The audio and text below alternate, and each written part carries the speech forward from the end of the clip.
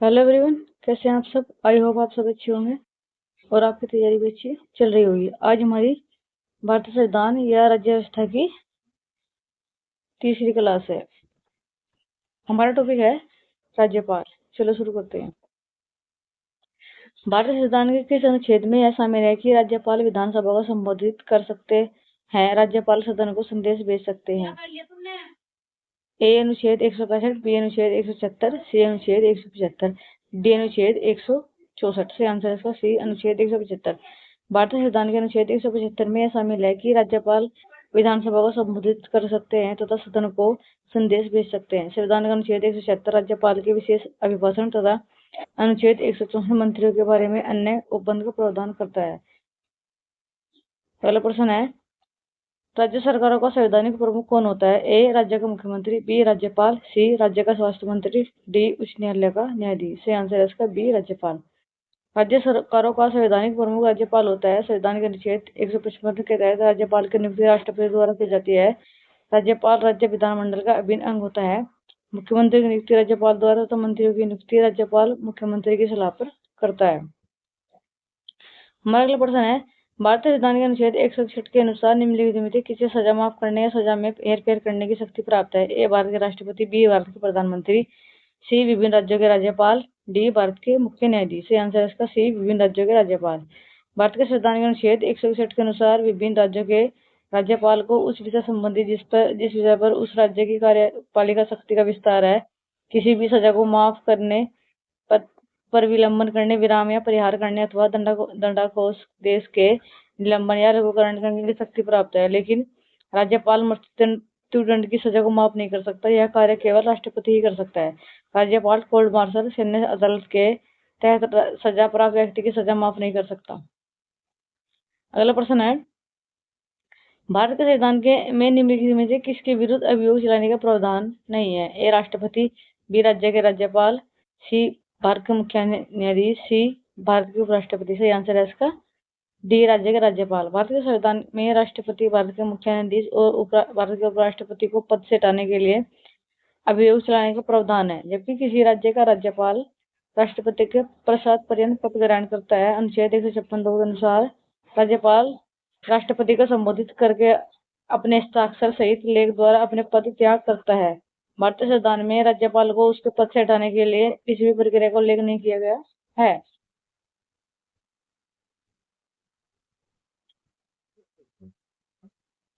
पहला प्रश्न है, भारत के किसी राज्य के राज्यपाल के पद का आधिकारिक कार्यालय कितने वर्ष का होता है? ए 3 वर्ष, बी 4 वर्ष, सी 5 वर्ष, डी 6 वर्ष। से आंसर है सी 5 वर्ष। भारत के किसी राज्य का राज्यपाल अपने पद की तारीख से 5 वर्ष की अवधि तक रहता है। राज्यपाल राज्य में केंद्र का प्रतिनिधित्व करता है तथा राष्ट्रपति के प्रसाद पर्यंत पद धारण करता है, अर्थात उसे किसी भी आधार पर पद से हटाया जा सकता है। राज्यपाल 5 वर्ष की अवधि के समापन के बाद तब तक अपने पद पर बना रहता है जब तक उसका उत्तराधिकारी पद ग्रहण नहीं कर लेता। अगला प्रश्न है, स्वतंत्र भारत में किसी राज्य की प्रथम महिला राज्यपाल कौन थी? A Sharda Mukherjee, B Vijay Lakshmi Pandit, C Margaret Alva, D Sarojini Naidu. से आंसर है उसका डी सरोजिनी नायडू। सरोजिनी नायडू भारत की स्वतंत्रता प्राप्ति के बाद उत्तर प्रदेश राज्य की पहली महिला राज्यपाल बनी। इसका जन्म 13 फरवरी 1889 को में हैदराबाद में हुआ था। सरोजिनी नायडू को भारत कोकिला के नाम से जाना जाता है। सरोजिनी नायडू भारतीय राष्ट्रीय कांग्रेस की अध्यक्ष बनने वाली पहली महिला थी। उन्होंने भारतीय राष्ट्रीय कांग्रेस के कानपुर अधिवेशन 125 की अध्यक्षता की। निम्नलिखित में कौन सा कथन सही है? ए प्रधानमंत्री व केंद्रीय परिषद के मंत्रियों द्वारा राज्य के राज्यपाल की नियुक्ति की जाती है। बी केंद्रीय मंत्री परिषद द्वारा राज्य के राज्यपाल की नियुक्ति की जाती है। सी भारत के राष्ट्रपति द्वारा राज्य के राज्यपाल की नियुक्ति की जाती है। डी राज्य के विधानसभा सदस्यों द्वारा राज्य के राज्यपाल की नियुक्ति की जाती है। सही आंसर इसका सी भारत के राष्ट्रपति द्वारा राज्य के राज्यपाल की नियुक्ति की जाती है। भारतीय संविधान के भाग 6 के अंतर्गत अनुच्छेद 153 से 167 तक राज्य कार्यपालिका का वर्णन किया गया है। अनुच्छेद 155 के अनुसार राज्यपाल की नियुक्ति की जाती है। राज्य कार्यपालिका में मुख्य राज्यपाल, मुख्यमंत्री, मंत्रिपरिषद तथा राज्य का महाधिवक्ता शामिल है। राज्यपाल राज्य का संवैधानिक प्रमुख होता है। वह राज्यपाल केंद्र सरकार के प्रतिनिधित्व के रूप में भी कार्य करता है। इस प्रकार राज्यपाल दोहरी भूमिका निभाता है। सामान्यतः एक राज्य के लिए एक ही राज्यपाल होता है, किंतु 7वें संविधान संशोधन अधिनियम 1956 के अंतर्गत एक ही व्यक्ति को 2 या 2 से अधिक राज्यों का राज्यपाल नियुक्त किया जाता है। राज्यपाल की नियुक्ति केंद्र सरकार की सलाह से राष्ट्रपति द्वारा की जाती है, किंतु उच्चतम न्यायालय में की 1989 की व्यवस्था के अनुसार राज्य में राज्यपाल केंद्र के अधीनस्थ नहीं है, यह एक स्वतंत्र संवैधानिक पद है। पहला प्रश्न, भारत में किसी राज्य के राज्यपाल की नियुक्ति का प्राधिकार निम्नलिखित में कौन सा होता है? ए भारत के प्रधानमंत्री, बी संबंधित राज्य के मुख्यमंत्री, सी भारत के राष्ट्रपति, डी भारत के प्रधानमंत्री की अध्यक्षता में केंद्रीय मंत्रिमंडल। सदस्य को सी भारत के राष्ट्रपति।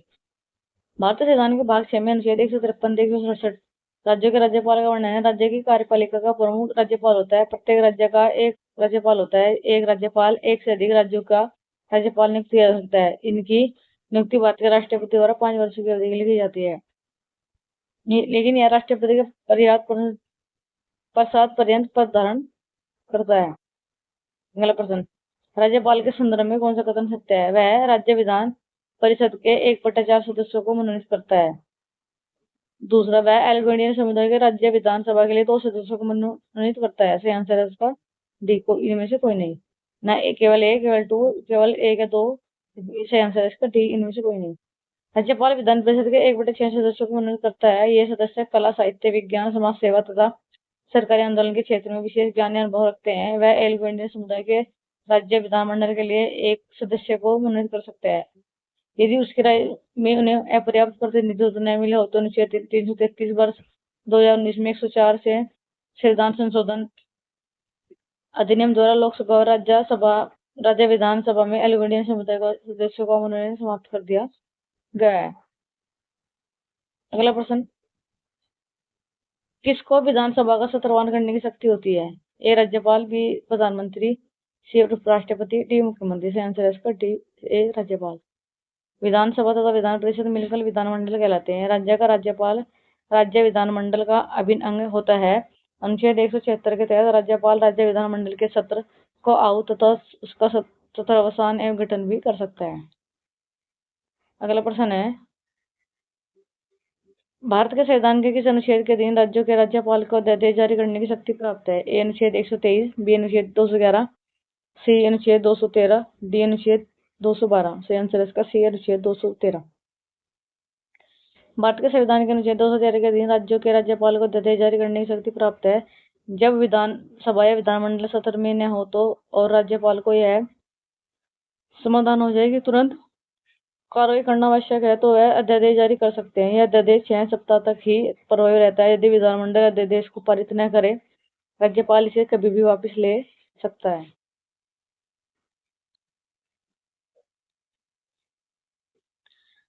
हमारा अगला टॉपिक है विधानसभा या विधान परिषद। इसका क्वेश्चन है पहला, निम्नलिखित में से किस भारतीय राज्य की विधायिका एक सदस्य है? ए तेलंगाना, बी मध्य प्रदेश, सी बिहार, डी उत्तर प्रदेश, ई उपयुक्त में से कोई नहीं। आंसर है इसका मध्य प्रदेश। द्विसदनीय विधायिका या इसको बोलते हैं विधान परिषद। एक ऐसा राज्य जिसमें 2 सदन होते हैं, विधानसभा, विधान परिषद। वर्तमान में केवल 6 भारतीय राज्यों में द्विसदनीय विधायिका है, यानी कि इसको विधान परिषद कहते हैं। आंध्र प्रदेश, बिहार, कर्नाटक, महाराष्ट्र, तेलंगाना और उत्तर प्रदेश। इन राज्यों में विधान परिषद है या द्विसदनीय विधायिका। अगला प्रश्न, किसी विधानसभा में भारत के संविधान के अनुसार कम से कम और अधिक से अधिक कितने सदस्य हो सकते हैं? ए 30 व 272, बी 80 व 540, सी 54 या 333, डी 60 या 500। से आंसर है इसका डी 60 या 500। विधानसभा जनता के प्रतिनिधित्व का सदन है। इसकी न्यूनतम संख्या 60 तथा अधिकतम संख्या 500 होती है। विधानसभा की संरचना का वर्णन अनुच्छेद 170 के तहत की गई। विधानसभा सदस्यों राज्यों के लोगों के प्रत्यक्ष प्रतिनिधित्व होते हैं, जिनका चुनाव प्रत्यक्ष मतदान द्वारा वैसे मताधिकार का प्रयोग किया जाता है। किंतु गोवा, मिजोरम, सिक्किम, पुडुचेरी में 60 से कम सदस्य हैं। अगला प्रश्न है, भारतीय राज्य में मुद्रा बिल होने के लिए एक बिल की कौन प्रमाणित करता है? ए राज्य विधानसभा का अध्यक्ष, बी राज्य वित्त मंत्री, सी राज्य का राज्यपाल, डी उच्च न्यायालय के मुख्य न्यायाधीश। आंसर इसका ए राज्य विधानसभा का अध्यक्ष। केंद्र में मुद्रा बिल होने के लिए किसी बिल को लोकसभा अध्यक्ष तथा राज्य में मुद्रा बिल होने के लिए किसी बिल को राज्य का विधानसभा अध्यक्ष प्रमाणित करता है। विधानसभा अध्यक्ष का चुनाव लोकसभा अध्यक्ष के चुनाव की भांति ही विधानसभा की पहली बैठक में होता है। अगला प्रश्न, भारतीय संविधान का कौन सा अनुच्छेद मुख्यमंत्री के कर्तव्य को प्रभावित करता है? ए अनुच्छेद 162, बी अनुच्छेद 170, सी अनुच्छेद 165, डी अनुच्छेद 167। सही आंसर है इसका डी अनुच्छेद 167। भारतीय संविधान का अनुच्छेद 167 मुख्यमंत्री के कर्तव्य को परिभाषित करता है। संविधान का अनुच्छेद 162 तथा राज्य की कार्यपालिका शक्ति के अनुसार अनुच्छेद 170 विधानसभाओं में संरचना अनुच्छेद 165 राज्य के महाधिवक्ता से संबंधित है। अगला प्रश्न है, निम्नलिखित किस राज्य में विधान परिषद है?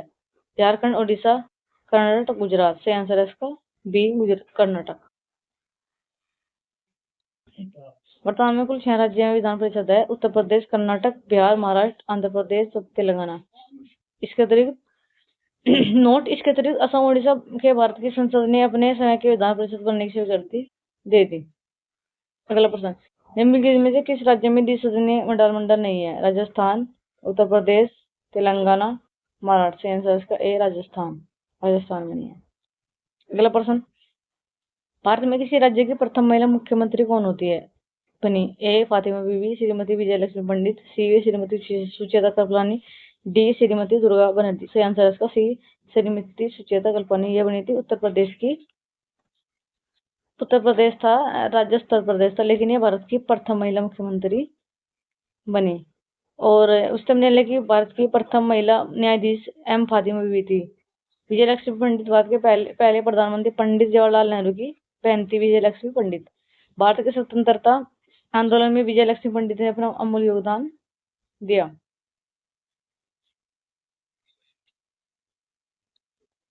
हमारा अगला टॉपिक है न्यायिक ढांचा, सर्वोच्च न्यायालय या उच्च न्यायालय। Judicial structure, supreme court, high court. भारतीय संविधान के अनुच्छेद 129 के तहत किस न्यायालय को अभिलेख न्यायालय घोषित किया गया? ए सर्वोच्च न्यायालय, बी जिला न्यायालय, सी उच्च न्यायालय, डी ग्राम न्यायालय। से आंसर है इसका ए सर्वोच्च न्यायालय। इस 129 के तहत सर्वोच्च न्यायालय को अभिलेख न्यायालय घोषित किया गया है। इसका अर्थ है कि सर्वोच्च न्यायालय के रिकॉर्ड अधिकारियों और अन्य लोगों के लिए प्रमाण के रूप में मान्यता हो। अगला प्रश्न है, किसके द्वारा रिट तब जारी की जाती है जब न्यायालय को पता है कि कोई विशेष पत्रधारी कानूनी कर्तव्य नहीं निभा रहा, इस तरह किस व्यक्ति के अधिकार का उल्लंघन कर रहा है? ए अधिकार परीक्षा, बी बंदी प्रत्यक्षीकरण, सी उत्प्रेक्षण, डी परमादेश, ई उपयुक्त में से कोई नहीं। आंसर है इसका डी परमादेश। परमादेश रीट तब जारी की जाती है जब न्यायालय पाता है कि कोई विशेष पदाधिकारी कानून कर्तव्य नहीं निभा रहा है, इस तरह किस व्यक्ति के आधार का उल्लंघन कर रहा है।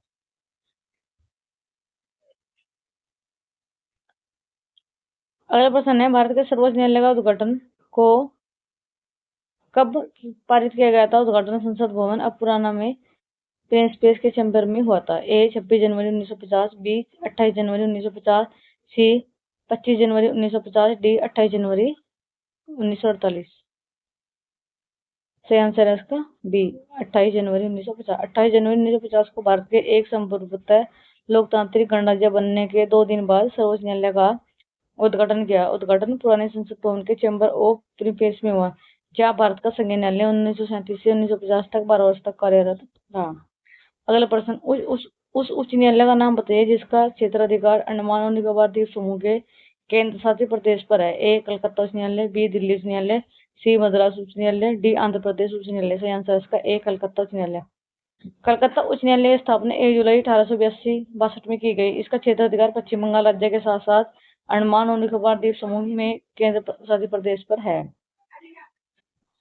अगला प्रश्न है, निम्न में से कौन सी सर्वोच्च न्यायालय के न्यायाधीश की सेवानिवृत्त की सही आयु है? ए 65 वर्ष, बी 58 वर्ष, सी 60 वर्ष, डी 62 वर्ष। सही आंसर इसका ए 65 वर्ष। सर्वोच्च न्यायालय के न्यायाधीश की सेवानिवृत्त की आयु 65 वर्ष है और उच्चतम न्यायालय के न्यायाधीश के लिए 62 वर्ष है। सर्वोच्च न्यायालय के प्रथम मुख्य न्यायाधीश हीरालाल जे कर्णिक थे।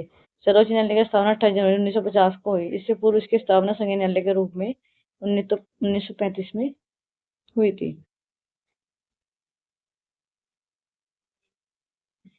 हमारा अगला प्रश्न है, निम्न में से कौन सा अनुच्छेद भारतीय संविधान में सर्वोच्च न्यायालय की स्थापना गठन के बारे में है? ए 120, बी 118, सी 122, डी 124। से आंसर इसका डी 124। भारतीय संविधान के अनुच्छेद 124 में सर्वोच्च न्यायालय की स्थापना और गठन के बारे में वर्णन है। भारत के मुख्य न्यायाधीश तथा अन्य न्यायाधीश की नियुक्ति राष्ट्रपति करता है। वर्तमान में सर्वोच्च न्यायालय के न्यायाधीश की कुल संख्या मुख्य न्यायाधीश सहित 34 है। 53 में मुख्यमंत्री न्यायाधीश सूर्यकांत जी हैं।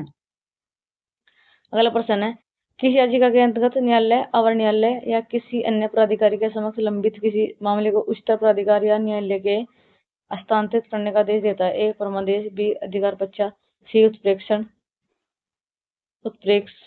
डी निषेध। से आंसर इसका सी उत्प्रेक्षण।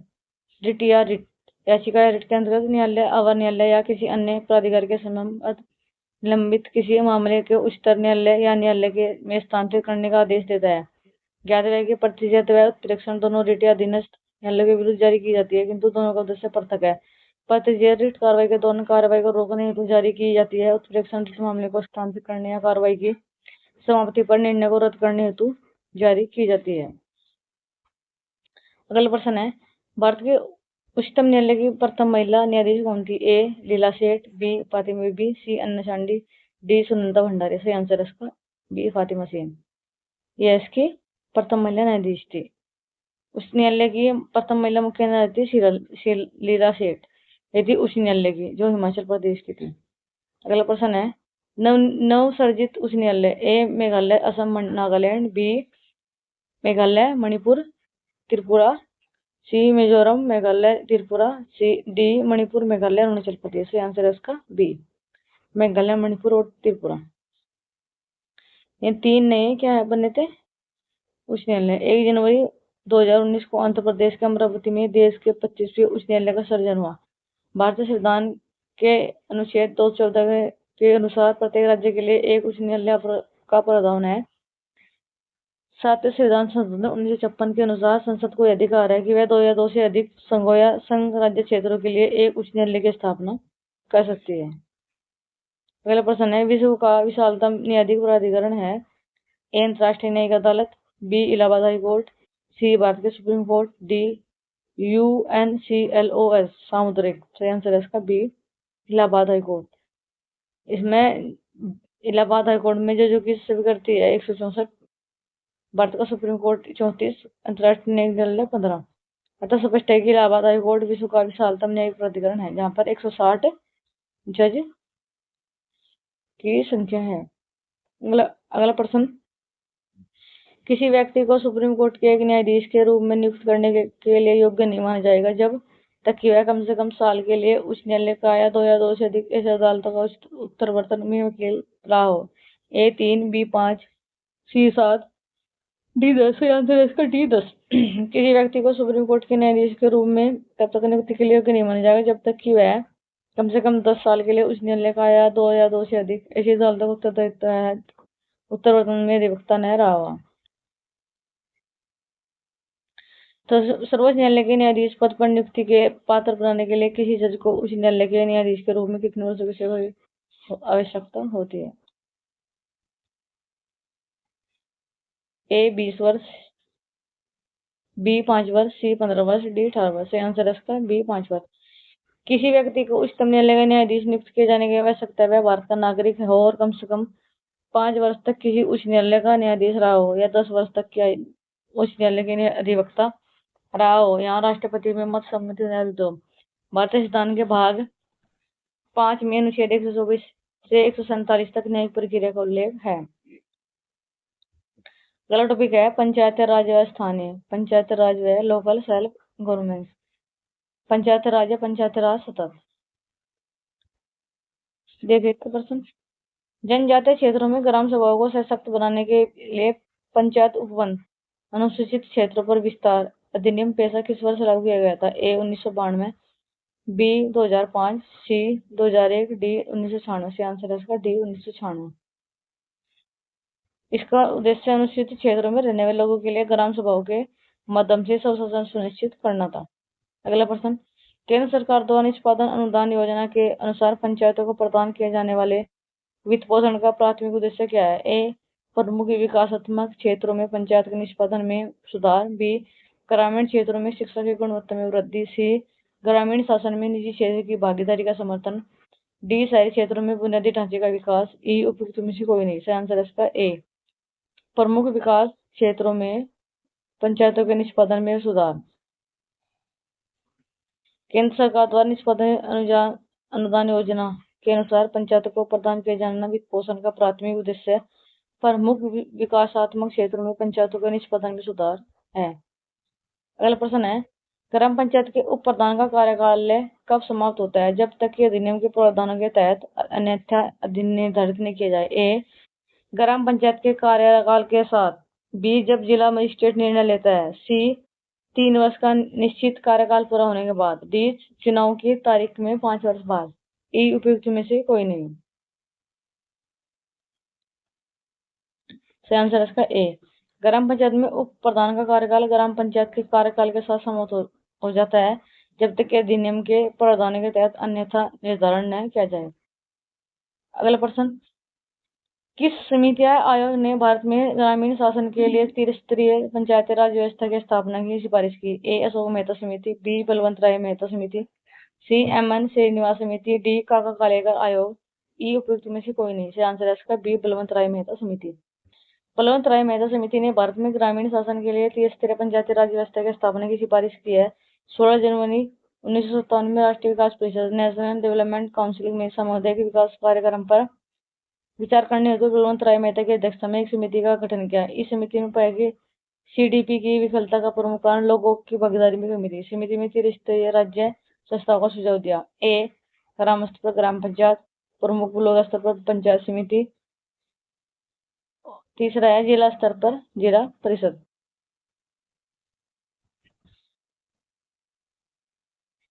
अगला प्रश्न है,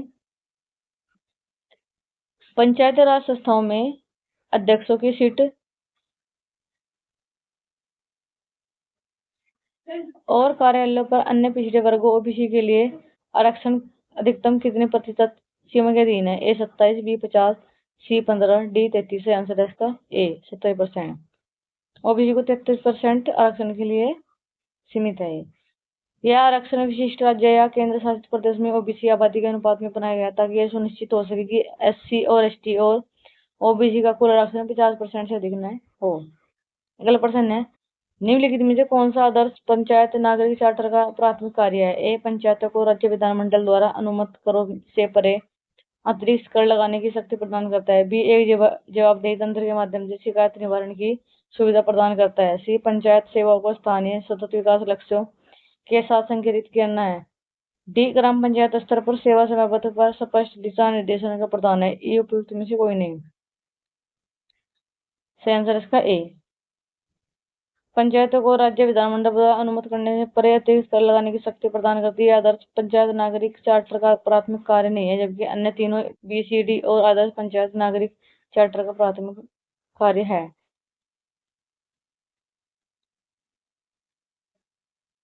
अगला प्रश्न है, राज्य वित्त आयोग एसएफसी निम्नलिखित में से किन के बीच वित्तीय संस्थानों के वितरण की सिफारिश करने के लिए उत्तरदायी है? ए, राज्य सरकारें और स्थानीय निकाय जैसे पंचायतें। बी, ग्राम पंचायत और जिला प्रशासन। सी, ग्राम सभा और ग्राम पंचायत। डी, ग्राम पंचायत व जिला पंचायत।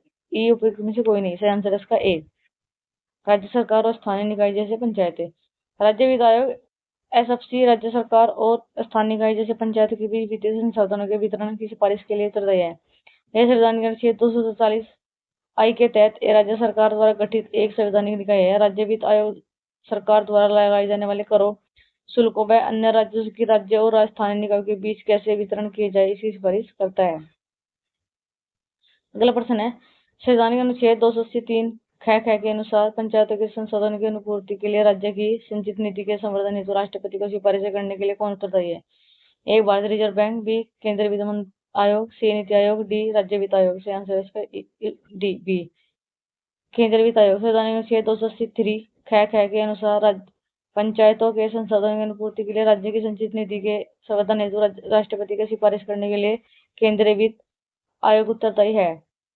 अगला प्रश्न है, भारतीय संवैधानिक अनुच्छेद 243 जे के अनुसार राज्य विधानमंडल पंचायती राज शासन के किस पहलू को विनियमित कर सकती है? ए, पंचायत खातों का रखा रखाव और लेखा परीक्षा। बी, पंचायत अधिकारियों की नियुक्ति। सी, शहरी शासन के लिए नीति निर्माण। डी, पंचायत चुनाव का संचालन। ई, उपयुक्त में से कोई नहीं। आंसर इसका ए, पंचायत खातों का रखा रखाव और लेखा परीक्षा। भारतीय संवैधानिक अनुच्छेद 243 जे के अनुसार राज्य विधान मंडल पंचायती राज शासन की पंचायत खातों का रखा रखाव और लेखा परीक्षा को विनियमित कर सकता है। संविधान में यह प्रावधान किया गया कि राज्य विधानमंडल कानून द्वारा पंचायतों के खातों के रखा रखाव ऐसे खाते की लेखा परीक्षा के लिए प्रावधान कर सकता है। अगला प्रश्न, यदि जिला परिषद किसी ग्राम पंचायत के बजट को संशोधन के लिए लौटा दी तो क्या होगा? ए, ग्राम पंचायत बिना किसी अनुमोदन के सीधे बजट को लागू कर सकते हैं। बी, पिछले वर्ष का बजट नए वर्ष का बजट बन सकता है। सी, जिला मजिस्ट्रेट हस्तक्षेप कर सकता है। जिला परिषद की ओर से बजट को अनुमोदित कर सकता है।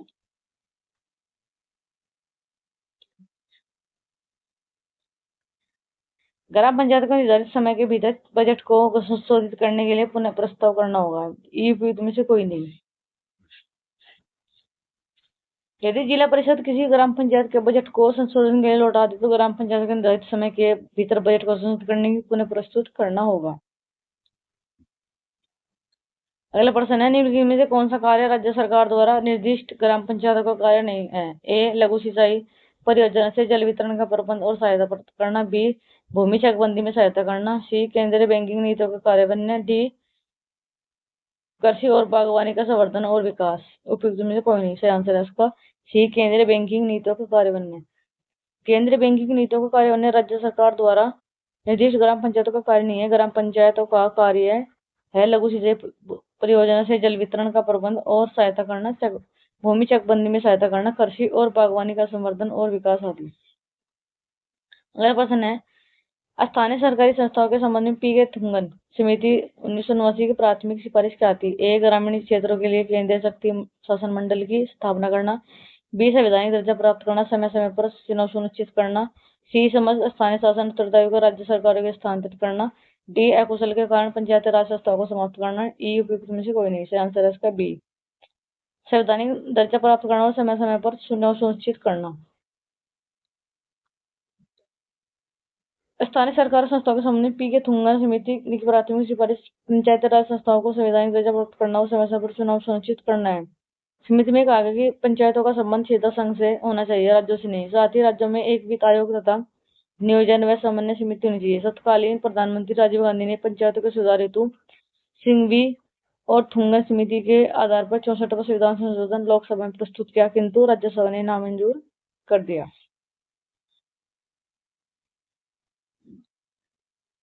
अगला प्रश्न है, भारत संविधान की कौन सी अनुसूची उन 29 चीजों की सूचीबद्ध करती है जिन्हें पंचायत राज्य संस्थानों को हस्तांतरित किया जा सकता है? ए, 9वीं, बी, 7वीं, सी, 11वीं, डी, प्रथम।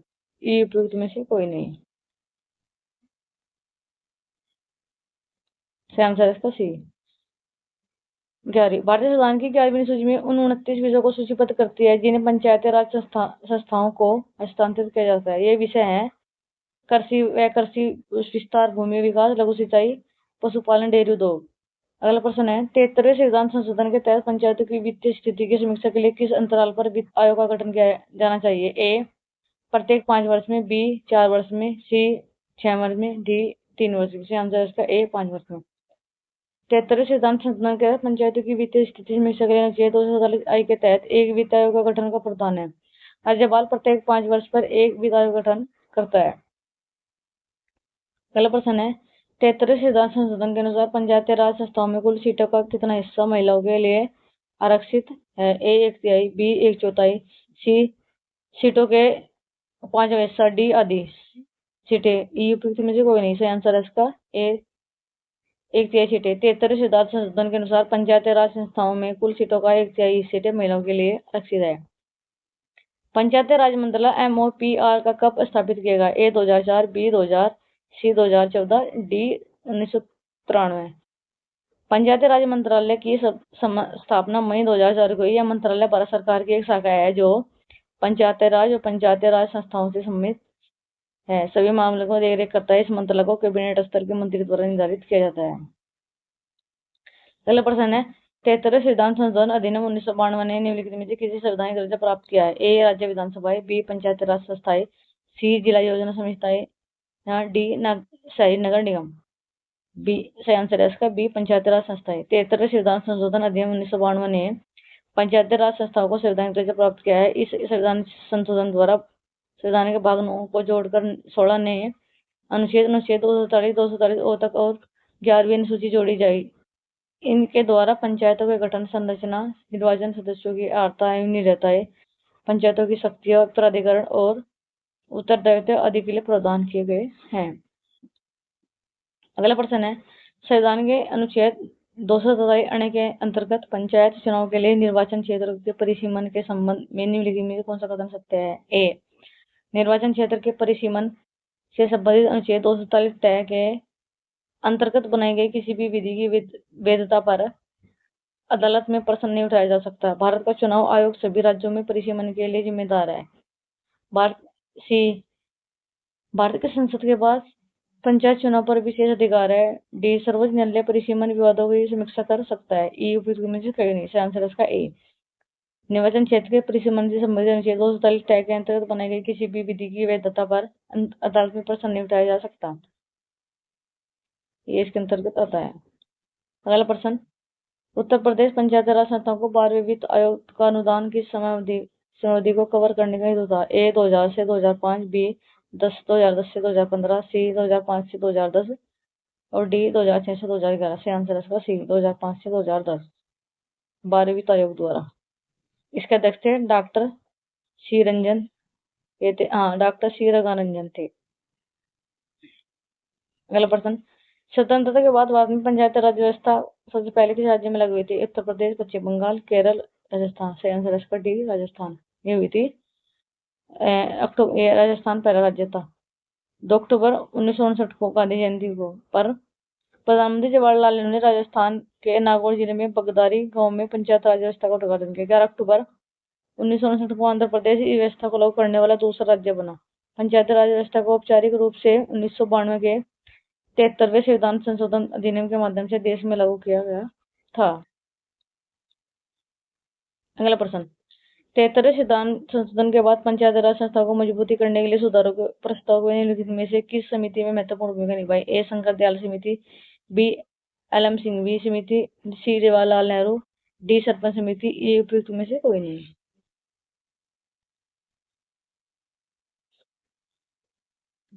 आंसर इसका बी।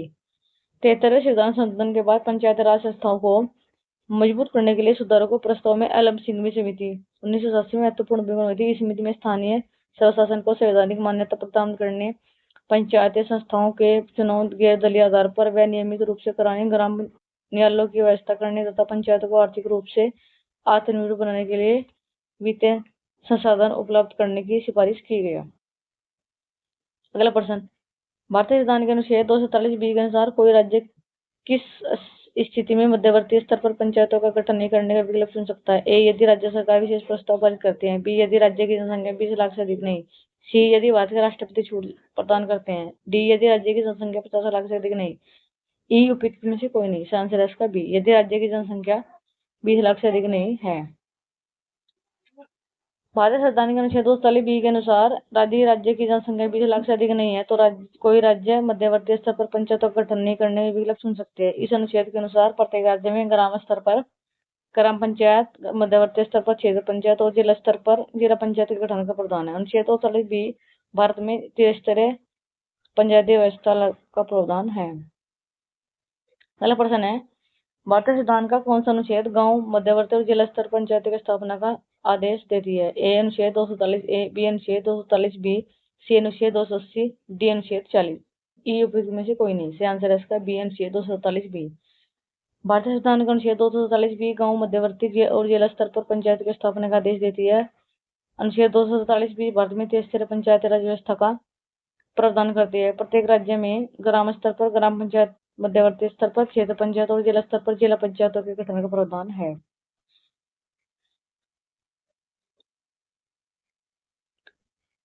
अगला प्रश्न है, भारतीय संविधान के किस भाग के अंतर्गत पंचायतों के लिए प्रावधान शामिल किया है? ए, भाग 6, बी, भाग 6, भाग 9, सी, भाग 8, डी, भाग 12। से आंसर इसका बी, भाग 9। भारतीय संविधान के भाग 9 के अंतर्गत पंचायतों के प्रावधान शामिल हैं। भाग 9 के अंतर्गत पंचायतों का गठन, संरचना, निर्वाचन, सदस्यों की अर्हता एवं निहरताएं, पंचायतों की शक्तियां, प्राधिकार और उत्तरदायित्व आदि के लिए प्रावधान किए गए हैं। पहला प्रश्न, राज्य की संचित निधि से पंचायतों को सहायता अनुदान किसके द्वारा शासित होता है? एक, मुख्यमंत्री, बी, केंद्र वित्त आयोग, सी, नियंत्रण महालेखा परीक्षक, डी, प्रधानमंत्री। सही आंसर है इसका ए, मुख्यमंत्री। राज्य की संचित निधि में पंचायत को सहायता बलस्तुत राज्य वित्त आयोग द्वारा निर्धारित की जाती है, जिसे राज्य की सरकार के मुख्य द्वारा अर्थात मुख्यमंत्री द्वारा प्रदान की जाती है। राज्य का वित्त आयोग SFC का उल्लेख संवैधानिक अनुच्छेद 247 आई में है। पंचायत के आय के अन्य स्रोत हैं भूमिकर राज्य सरकार प्राप्त अनुदान, विभिन्न करों व शुल्कों से प्राप्त आय।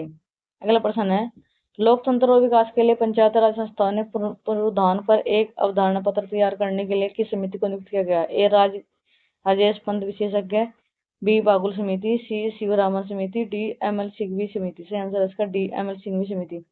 लोकतंत्र और विकास के लिए पंचायत राज संस्था को पुनरुत्थान पर एक अवधारणा पत्र तैयार करने के लिए वर्ष 1986 में ML सिंघवी समिति को नियुक्त किया गया। अगला प्रश्न है, राजस्थान पहला राज्य था जहां वर्ष 1959 में पंचायती राज व्यवस्था लागू की गई। इसे सबसे पहले राजस्थान के किस जिले में लागू किया? ए कोटा, बी जोधपुर, सी नागौर, डी सिरोही। से आंसर है इसका सी नागौर। जवाहरलाल नेहरू ने इसको लागू किया था। अगला प्रश्न, पंचायती राज संस्थाओं के अस्तित्व के लिए भारत की संसद द्वारा 73वां 74वां संवैधानिक संशोधन कब पारित किया गया? ए अक्टूबर 1973, बी नवंबर 1952, सी दिसंबर 1992, डी दिसंबर 1973। सही आंसर है इसका सी दिसंबर 1992। पंचायती राज संस्थाओं के अस्तित्व के लिए भारत की संसद द्वारा 73वां 74वां संवैधानिक संशोधन अधिनियम दिसंबर 1992 में पारित हुआ। इसे 24 अप्रैल 1993 में लागू किया गया। भारतीय संविधान की किस अनुसूची में पंचायतों की सत्ता का वर्णन किया? ए 10वीं अनुसूची, बी 8वीं अनुसूची, सी 9वीं अनुसूची, डी 11वीं अनुसूची।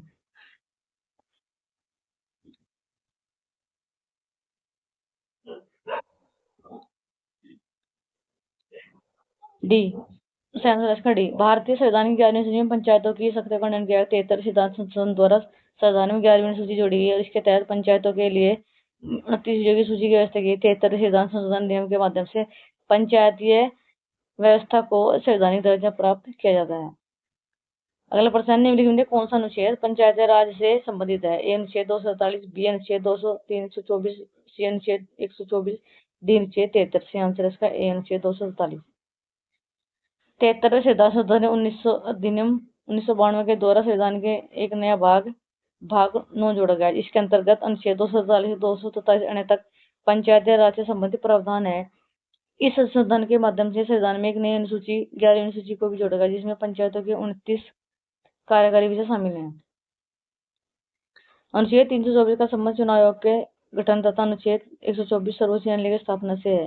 अनुच्छेद 73 संघीय कार्यकारी शक्ति के विचार में विस्तार से संबंधित है। अगला प्रश्न, भारत की पंचायत राज्य व्यवस्था में कितने स्तर हैं? ए 1 स्तर, बी 3 स्तर, सी 2 स्तर, डी 4 स्तर। से आंसर इसका बी 3 स्तर। कौन कौन से हैं? ग्राम स्तर, मध्यवर्ती क्षेत्र स्तर और जिला स्तर है जिला पंचायत। त्रिस्तरीय पंचायत राज्य व्यवस्था की सिफारिश बलवंत राय मेहता समिति द्वारा की गई थी।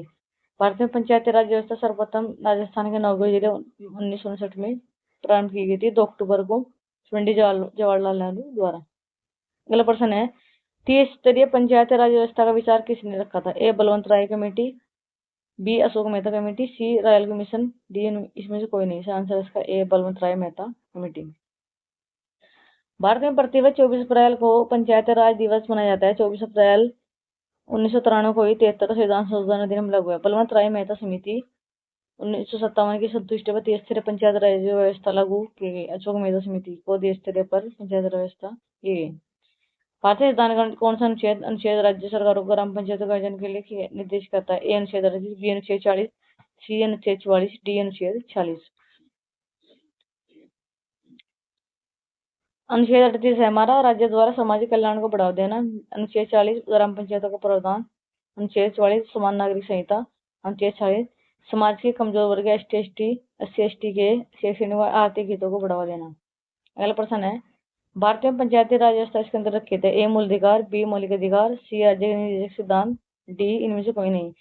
से आंसर है इसका सी राज्य के नीति नियोजक सिद्धांत।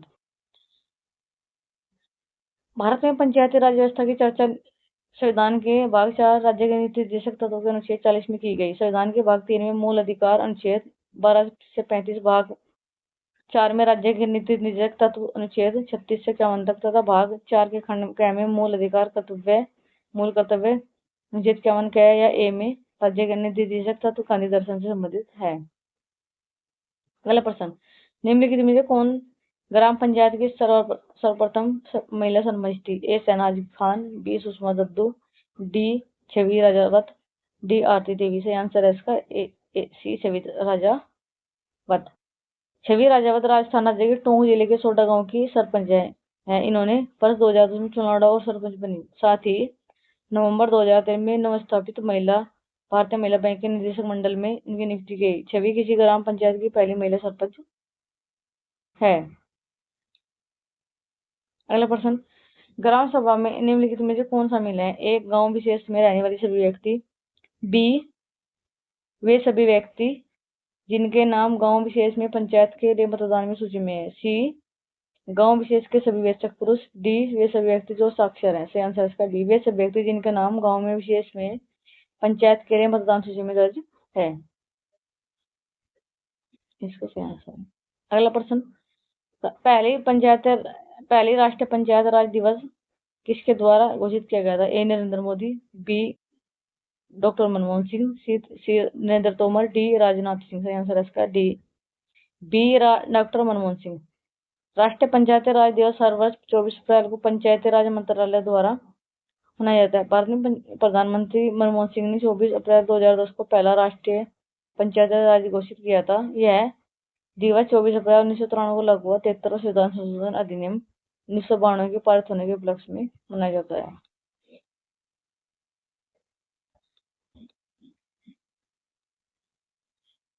अगला प्रश्न है, भारत में महिलाओं के लिए आरक्षण उपलब्ध है? ए लोकसभा में, बी राज्य विधानसभा में, सी पंचायत राज निगम में, डी उपयुक्त सभी स्थानों में। सी आंसर है इसका सी पंचायत राज निगम में। संविधान के 73वें संविधान संशोधन अधिनियम पंचायतों को शक्ति प्रदान की है। उनके नियमित चुनाव होंगे तथा सभी स्तर पर महिलाओं के लिए कम से कम 1/3 स्थान आरक्षित होंगे। हालांकि वर्तमान में 28 राज्यों में से 7 को छोड़कर उत्तर प्रदेश सहित 21 राज्यों में पंचायती राज संस्थाओं में महिलाओं के लिए 50% आरक्षण की व्यवस्था है।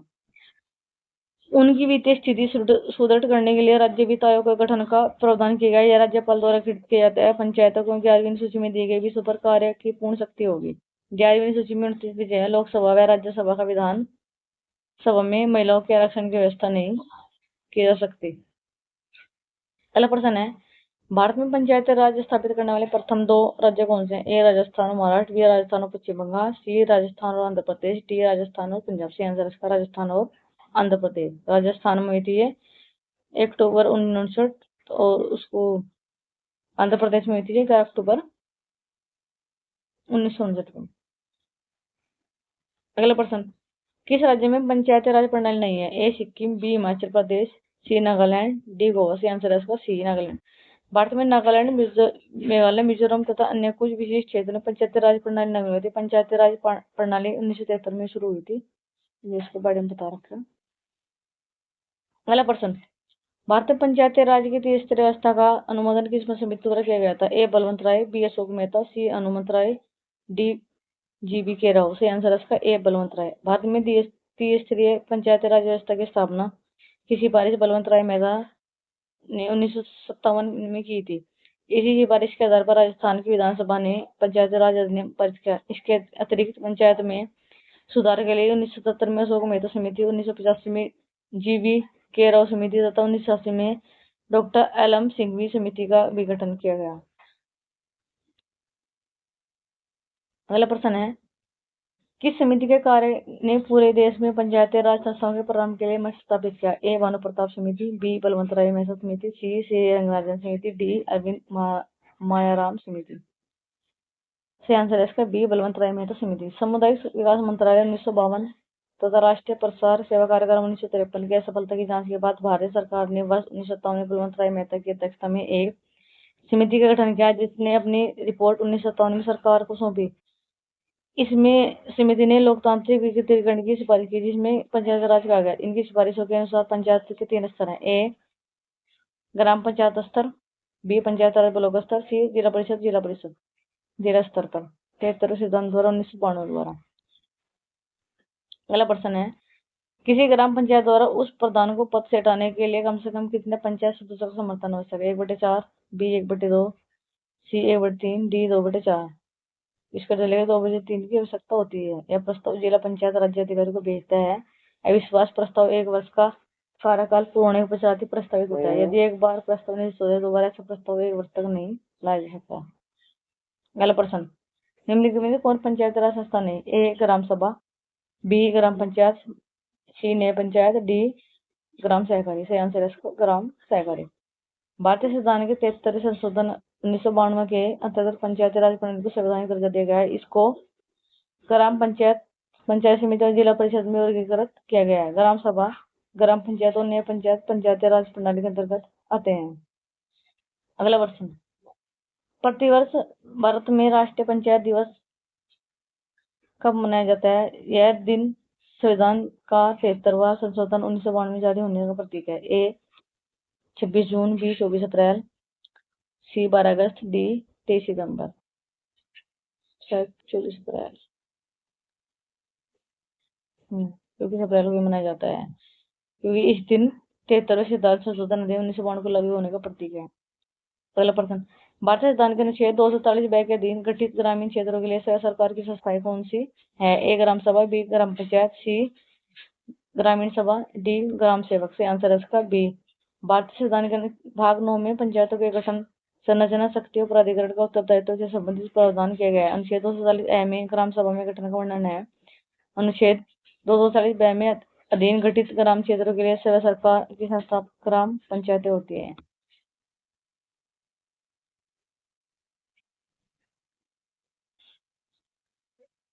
अगला प्रश्न है, ग्राम पंचायत तंत्र के 3 स्तर होते हैं। ब्लॉक स्तर पर कौन सा होता है? राज्य समिति, पंचायत समिति, जिला समिति, ग्राम सभा। सही आंसर है इसका बी पंचायत समिति। बलवंत राय मेहता की सिफारिश पर भारतीय संविधान के 73वें संशोधन 1992 द्वारा भारत में ब्लॉक पंचायत राज के 3 स्तर हैं। एक ग्राम स्तर पर ग्राम सभा, ब्लॉक स्तर पर पंचायत समिति, जिला स्तर पर जिला परिषद समिति गठित की गई है। अगला प्रश्न है, भारतीय संविधान में पंचायती राज प्रणाली को किस वर्ष संशोधन में औपचारिक रूप से दिया गया? ए 1978 में 44वें, बी 1989 में 61वें, सी 1975 36वें, डी 1992 में 73वें। सही आंसर है इसका डी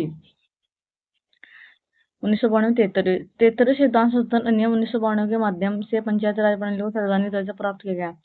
पंचायती राज का शुभारंभ 2 अक्टूबर 1959 को भारत के प्रथम प्रधानमंत्री जवाहरलाल नेहरू ने किया था। पंचायती राज अनुसूची 11 तथा भाग 9 के अंतर्गत है। यह अधिनियम 24 अप्रैल 1993 को लागू हुआ था। अगला प्रश्न है, इनमें से कौन सा भारत में पंचायती राज की 3 स्तर प्रणाली में एक स्तर नहीं है? ए ग्राम पंचायत, बी पंचायत समिति, सी जिला परिषद, डी नगर परिषद। से आंसर है इसका डी नगर परिषद। भारत में ग्राम स्वशासन की दिशा में अनुपालन हेतु वर्ष 1992 भारतीय संविधान का 73वां सिद्धांत संशोधन किया। भारत में 24 अप्रैल को प्रतिवर्ष पंचायती राज दिवस के रूप में मनाया जाता है। इस संशोधन के द्वारा भारत में पंचायती राज की व्यवस्था लागू की गई। यह व्यवस्था 3 स्तरीय ग्राम पंचायत, पंचायत समिति, जिला परिषद। पंचायती राज की 3 स्तरीय प्रणाली में नगर परिषद को समित गया। संविधान के भाग 9 के अंतर्गत नगर पालिका संबंधित है। अगला प्रश्न, वर्ष 2018 में पंचायती राज की कौन सी सालगिरह मनाई गई है? 10वीं, बी 20वीं, सी 25वीं, डी 30वीं। से आंसर है इसका सी 25वीं। वर्ष 2018 में पंचायती राज की 25वीं सालगिरह मनाई गई है तथा वर्ष 2022 में पंचायती राज की 29वीं सालगिरह मनाई गई है। दिसंबर 1992 में 73वें सिद्धांत संशोधन द्वारा पंचायती राज को संवैधानिक दर्जा प्राप्त किया है। भारतीय संविधान में पंचायती राज को 11वीं सूची में शामिल किया गया है। अगला प्रश्न है, 1992 में संसद द्वारा पारित निम्नलिखित कौन सा संविधान संशोधन ग्रामीण स्थानीय सरकार जैसे जिन्हें पंचायती राज संस्थाओं के रूप में जाना जाता है के बारे में? 73वां, बी 74वां, सी 75वां, डी 76वां। सही आंसर इसका ए 73वां। वर्ष 1992 संसद द्वारा पारित 73वां सिद्धांत संशोधन ग्रामीण स्थानीय सरकारें जिन्हें पंचायती राज संस्थानों के रूप में जाना जाता है के बारे में है। इस संशोधन के द्वारा संविधान में एक नया भाग 9 तथा उसके अंतर्गत अनुच्छेद 247 और अनुच्छेद 43 से 47 तक तथा 11वीं अनुसूची 29 विषय हैं जोड़े गए। इनमें पंचायतें के गठन, पंचायतों के लिए निर्वाचन, महिलाओं तथा अनुसूचित जातियों और जनजातियों के लिए जनसंख्या के अनुपात में आरक्षण आदि अन्य प्रावधान किए गए हैं। अगला प्रश्न है, 73वें सिद्धांत संशोधन 1992 के द्वारा भारतीय संविधान में किसका शीर्षक से एक परिच्छेद 9 जोड़ा गया जो अनुच्छेद 247 से 247 ओ के प्रावधान कवर करता है? ए अल्पसंख्यक, बी न्यायपालिका, सी पंचायत, डी सदन। सही आंसर है इसका सी पंचायत। अगला प्रश्न है, भारत के संविधान के अनुच्छेद 247 निम्नलिखित में से किसकी व्याख्या करता है? ए भूमि सुधार, बी पंचायत राज प्रणाली, सी मौलिक कर्तव्य, डी राज्यपाल की विवेकाधीन शक्तियां। सही आंसर है इसका बी पंचायत राज प्रणाली। भारतीय संविधान के अनुच्छेद 247 में पंचायत राज प्रणाली की व्याख्या की गई है। संविधान के भाग 4 के अनुच्छेद क्या में मूल कर्तव्य तथा अनुसूची 9 में भूमि सुधार का उल्लेख किया गया है। हमारा अगला टॉपिक है जिला प्रशासन, डिस्ट्रिक्ट एडमिनिस्ट्रेशन। इसका प्रश्न है पहला, किसका अर्थ भारतीय संविधान के अनुच्छेद 347 क्यू के अंतर्गत गठित सेना सदन की संस्था है? ए पंचायत, बी जिला, सी महानगरीय क्षेत्र, डी नगर पालिका, ई उपयुक्त में से कोई नहीं। आंसर है इसका डी नगर पालिका। नगर पालिका का अर्थ भारतीय संविधान के अनुच्छेद 247 क्यू के अंतर्गत गठित सेवा सदन की संस्था या सरकारी क्षेत्रों के लिए नगर पालिका गठबंधन से संबंधित है। अगला प्रश्न, गांव में आत्मनिर्भर बुनियादी ढांचे की प्रगति की निगरानी किस स्तर पर की जाती है? ए पंचायती राज मंत्रालय के अधीन केंद्र स्तर पर, बी उच्च स्तरीय समिति के माध्यम से राज्य और जिला स्तर पर, सी राज्य या जिला निगरानी के बिना पंचायत स्तरीय समिति के माध्यम से, डी केवल ग्रामीण स्तर पर, ई उपयुक्त में से कोई नहीं। आंसर है इसका बी उच्च स्तरीय समिति के माध्यम से राज्य और जिला स्तर पर। गांव में आत्मनिर्भर बुनियादी ढांचे की प्रगति की निगरानी उच्च स्तरीय समिति के माध्यम से राज्य और जिला स्तर पर की जाती है। अगला प्रश्न है, कौन सी सरकार आम लोगों के लिए के सबसे करीब है? ए संघ, बी राज्य, सी स्थानीय, डी इनमें से कोई नहीं। आंसर है इसका सी स्थानीय। स्थानीय सरकार आम लोगों के सबसे करीब होती है। स्थानीय सरकार लोकल गवर्नमेंट जन प्रशासन का एक रूप है जो अधिकांश जगहों पर किसी राज्य या राष्ट्र की सबसे निचली श्रेणी की सरकार की होती है। इसके ऊपर जिले, प्रांत, राज्य या राष्ट्र का प्रशासन होता है, जिसे राज्य सरकार, राष्ट्रीय सरकार, संघ सरकार के नाम से जाना जाता है। अगला प्रश्न, जिला आपदा प्रबंध प्राधिकरण डीडीएम का नेतृत्व कौन करता है? ए खंड विकास अधिकारी, बी राज्य के मुख्य सचिव, सी एमएलए, डी जिलाधिकारी। सही आंसर है इसका डी जिलाधिकारी। जिला आपदा प्रबंध प्राधिकरण के नेतृत्व जिलाधिकारी, डिस्ट्रिक्ट कलेक्टर या डिस्ट्रिक्ट मजिस्ट्रेट करता है। आपदा प्रबंध अधिनियम 2005 के तहत जिलाधिकारी डीडीएम का अध्यक्ष होता है और जिले में आपदा प्रबंध की योजना का कार्यान्वयन के लिए जिम्मेदार है। अगला प्रश्न, तहसीलदार की नियुक्ति कौन करता है? ए जिला कलेक्टर, बी राजस्व मंडल, सी उपखंड अधिकारी, डी राज्य सरकार। सही आंसर है इसका बी राजस्व मंडल। जिला तहसीलदार की नियुक्ति राज्य सरकार द्वारा की जाती है। वे राज्य सरकार के प्रशासनिक नियंत्रण में काम करती है और वो राजस्व व भूमि रिकॉर्ड के लिए जिम्मेदार होते हैं।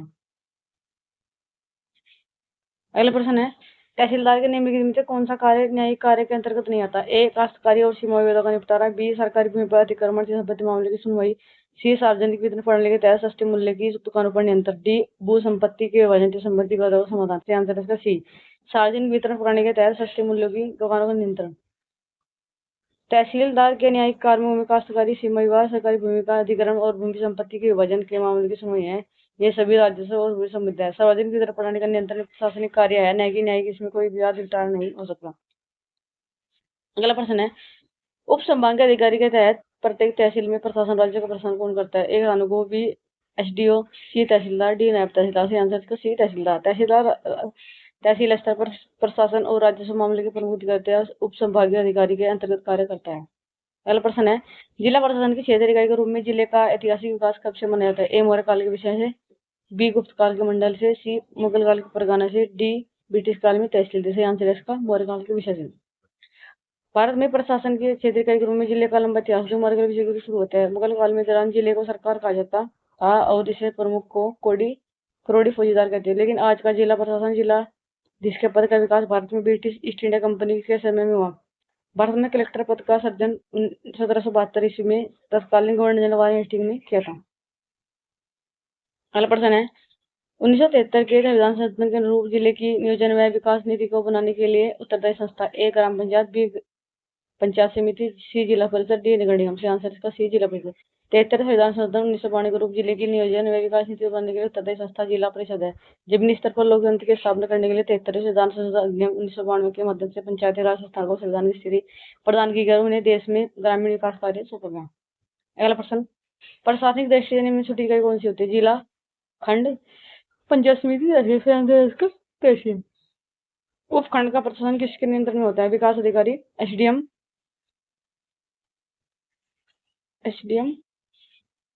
संभागीय आयुक्त, जिला प्रमुख। से आंसर है इसका एसडीएम। उपखंड का प्रशासन एसडीएम के अधीन होता है जो प्रशासनिक नए कार्यों का संचालन करता है।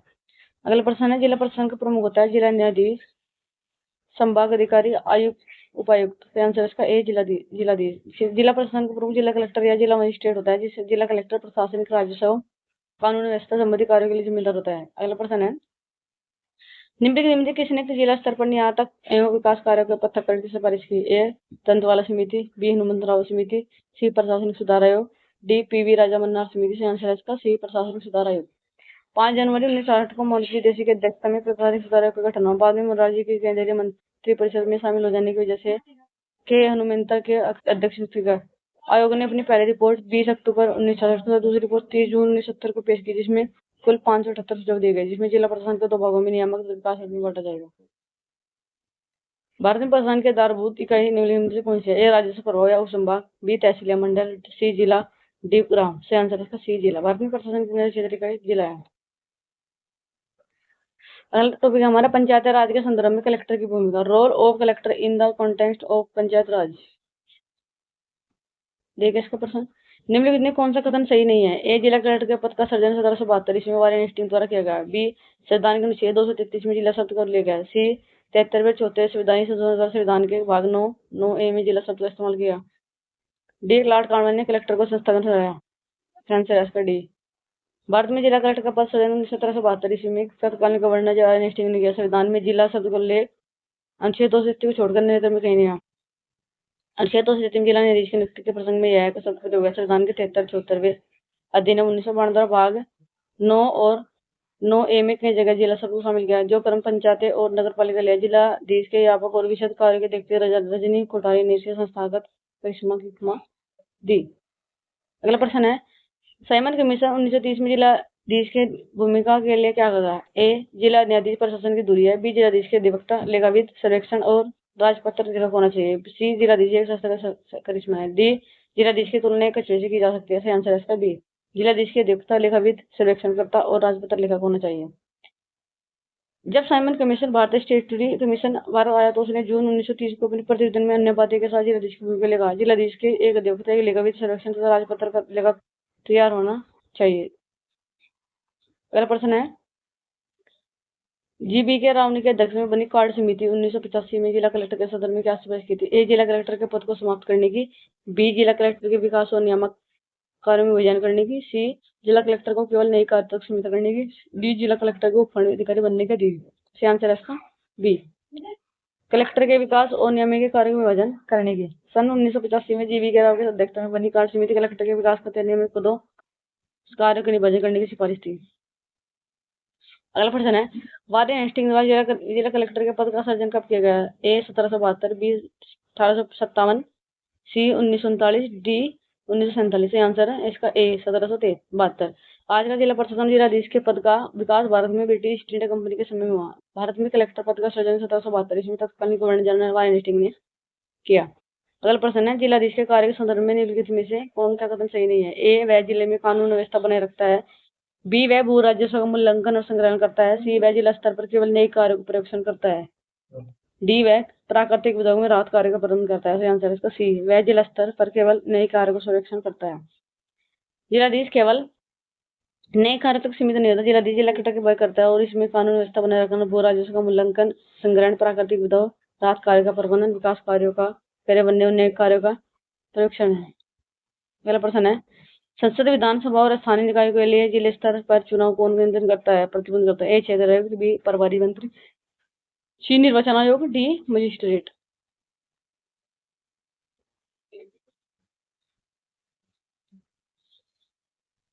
इसका सही आंसर है डी, जिला मजिस्ट्रेट स्तर पर संसद, विधानसभा और स्थानीय निकायों के चुनाव को देखरेख और प्रबंध करता है। अगला प्रश्न है, जिला प्रमुख अपना त्याग पत्र किसे देता है? ए, जिला कलेक्टर को, बी, मुख्य कार्य अधिकारी को, सी, संभागीय आयुक्त को, डी, उप जिला प्रमुख को। सही आंसर इसका सी, संभागीय आयुक्त। राजस्थान में जिला प्रमुख अपना त्याग पत्र संभागीय आयुक्त को सौंपता है। अगला प्रश्न है, निम्नलिखित में कौन सा कथन सत्य नहीं है? राम से मेघालय ने कलेक्टर को संस्थागत करिश्मा कहा। बी, जिले में जिला कलेक्टर मुख्य प्रोटोकॉल अधिकारी का कार्य करता है। सी, सन 1772 वारेन हेस्टिंग्स में जिला कलेक्टर का पद सृजित किया। डी, भारत के संविधान के अनुच्छेद 233 में जिला न्यायाधीश शब्द को उल्लेख किया गया। सही आंसर है इसका ए, राम ने मैकडोनाल्ड के कलेक्टर का संस्थागत करिश्मा कहा। राजेंद्र कोठारी ने जिलाधिकारी को संस्थागत कदीमा बताया। वह भारत के प्रसिद्ध राजनीतिक वैज्ञानिक, राजनीतिक सिद्धांतकार, शिक्षाविद और लेखक थे। उन्होंने 1963 में chair of the study of development society की स्थापना की।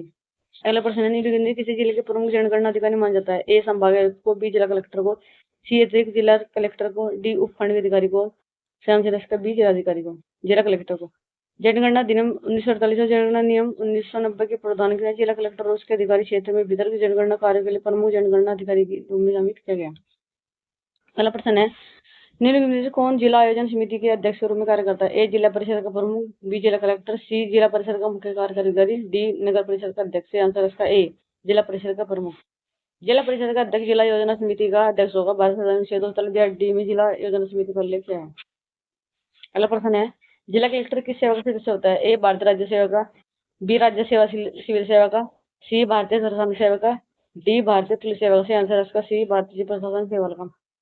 जिला कलेक्टर भारतीय प्रशासनिक सेवा IAS का सदस्य होता है। जिला कलेक्टर जिले का सर्वोच्च पदाधिकारी अधिकारी होता है। अगला प्रश्न है, निम्नलिखित में कौन सा कार्य जिला प्रशासन द्वारा नहीं किया जाता वह जब वह एक कलेक्टर के कर्तव्य को प्रदान कर रहा हो? ए है भूमि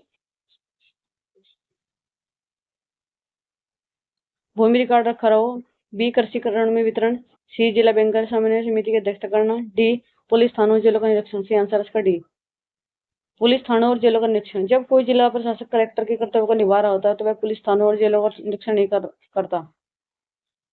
अगला प्रश्न है, निम्नलिखित में कौन से कर्तव्य का निर्वाह जिला कलेक्टर द्वारा किया जाता है? ए सरकारी भूमि को उचित प्रबंध, बी भू राजस्व की वसूली, सी भू अभिलेख तैयार करना। सही उत्तर है A B A C, B केवल ए और बी, सी केवल ए और सी, डी केवल बी और सी। से आंसर इसका ए तीनों है इसमें ए बी सी। अगला प्रश्न है, राज्य सरकार और जिले के बीच समन्वय कार्य करता है? ए तहसीलदार, बी उप तहसीलदार, सी जिलाधीश, डी राजकोष अधिकारी। से आंसर है सी जिलाधीश। राज्य सरकार और जिले के बीच समन्वय का कार्य मुख्य रूप से जिला कलेक्टर करता है। जिला कलेक्टर राज्य सरकार का प्रतिनिधित्व होता है और जिले के विभिन्न प्रशासनिक विकास कानून व्यवस्था से जुड़े मामले को देखता है। अगला प्रश्न है, कथन ए, स्वतंत्र भारत में जिला कलेक्टर को स्वतंत्रता पूर्वक के जिला कलेक्टर की अपेक्षा कम न्यायिक प्राधिकार प्राप्त है। कारण आर, भारत के संविधान का अनुच्छेद 50 न्यायपालिका को कार्यपालिका से पृथक करता है।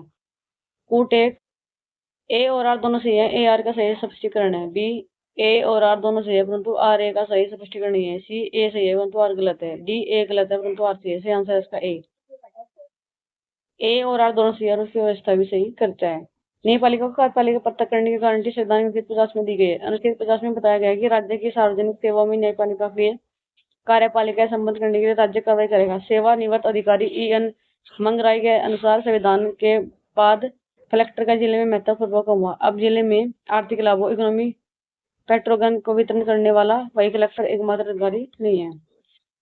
अगला प्रश्न है, निम्नलिखित कथनों में से कौन से एक स्वतंत्रता के बाद जिला कलेक्टर की बदलती भूमिका के संबंध में सही नहीं है?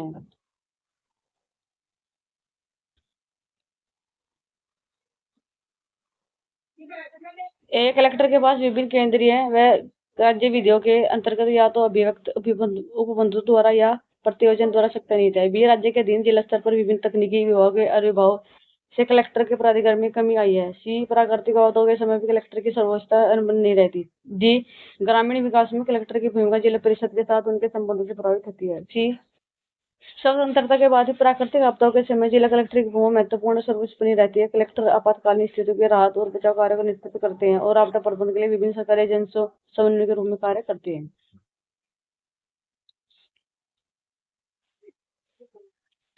अगला प्रश्न है सूची 2।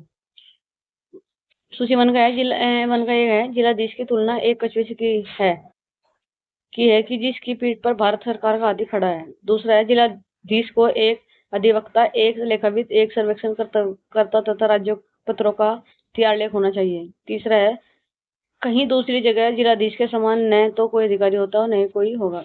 चौथा है, प्रशासन की दूरी। अब सूची 2 क्या कह रही, भारतीय स्टैट्यूटरी कमीशन प्रतिवेदन 1930। दूसरा है, 20 मई 2005 को दिया गया प्रधानमंत्री का भाषण। तीसरा है, रेमजी मैकडोनल्ड। चौथा है, के दास। से आंसर है इसका ए। जिलाधीश के व्यापक और विशद कार्य को देखते हुए राजेंद्र कोठारी ने उसे संस्थागत करिश्मा क्यों दी? जिलाधिकारी जिलाधीश के कार्यभार की अधिकता एवं अधिव्यस्तता के कारण रेमजे मैकडॉल ने कहा, जिलाधीश की तुलना एक कछुए के समान है, जिसकी पीठ पर भारत सरकार का हाथी खड़ा करके दास ने कहा कि कहीं दूसरी जगह जिलाधीश के समान है तो कोई अधिकारी वह नहीं होगा। जब साइमन कमीशन भारतीय स्टेट कमीशन भारत आया तो उसने जून 1930 के अपने प्रतिवेदन के अन्य बातों के साथ जिलाधीश की भूमिका के लिए कहा, जिलाधीश को एक अधिवक्ता और एक लेखविद, एक सर्वेक्षणकर्ता, राजपत्र को लेखक होना चाहिए। मई 2005 में उच्च ने कहा, जिलाधीश प्रशासन की दूरी है। अगला प्रश्न है, जिला दंडनायक के रूप में जिला कलेक्टर की क्या शक्तियां हैं? ए, कानून व्यवस्था बनाए रखना, बी, पुलिस पर नियंत्रण रखना, सी, विदेशियों की पारपत्रों की जांच करना, डी, भू राजस्व से एकत्र करना। सी, कूट देखिए उसमें कूट को उत्तर देना। A B C D, A B C, B A C D, C B C D, D A B C D. सही आंसर इसका ए बी सी डी, पहले तीन है इसमें। इसका है अधीनस्थ मजिस्ट्रेट को नियंत्रण और पर्यवेक्षण करना। सीआरपी धारा 144, सीआरपीसी धारा 144 के तहत अशांति के दोनों आदेश जारी कर सकते हैं। फिर है सरकार और अन्य के प्राप्त सभी याचिकाओं को निपटाने की शक्तियां। अगला है कैदी को पहले पर रिहा करने की, जेलों को निरीक्षण करना, विदेशियों के पासपोर्ट की जांच करना, सरकार को एक वार्षिक आपराधिक रिपोर्ट प्रस्तुत करना। अगला है हथियार, होटल विस्फोटक, पेट्रोल आदि अन्य जैसे प्रकाश के लाइसेंस देना, लंबित करने रद्द करना। फिर अगला कैदियों को बेहतर कक्षा देना, स्थानीय निकाय को देखकर को नियंत्रण, जिला पुलिस की कार्रवाई का नियंत्रण और निर्देशित करना। अगला प्रश्न है, जिला स्तर का किसी विभाग का प्रमुख जिलाधीश होता है? ए, राज्य विभाग, बी, पुलिस विभाग, सी, पुलिस विभाग और सामान्य प्रशासन विभाग, सी, सामान्य प्रशासन विभाग और न्यायिक विभाग, डी, राजस्व और सामान्य प्रशासन विभाग। सही आंसर इसका डी। जिला कलेक्टर के रूप में उपयुक्त जिले में राजस्व प्रशासन का उच्चतम अधिकारी है। राजस्व मामले में विभागीय और वित्तीय राजस्व के माध्यम से सरकार के लिए जिम्मेदार है। अगला प्रश्न है, अगला टॉपिक है लोक नीति एवं अधिकारित मुद्दे, पब्लिक पॉलिसी एंड ऑफिशियल मुद्दे। अगला प्रश्न है, लोक नीति का मुख्य उद्देश्य क्या है? ए, केवल निजी कंपनी को लाभ पहुंचाना, बी, सार्वजनिक समस्या का समाधान और सामाजिक आर्थिक विकास, सी, केवल राजनीतिक दलों को मजबूत करना, डी, अंतर्राष्ट्रीय व्यापार को बढ़ावा देना।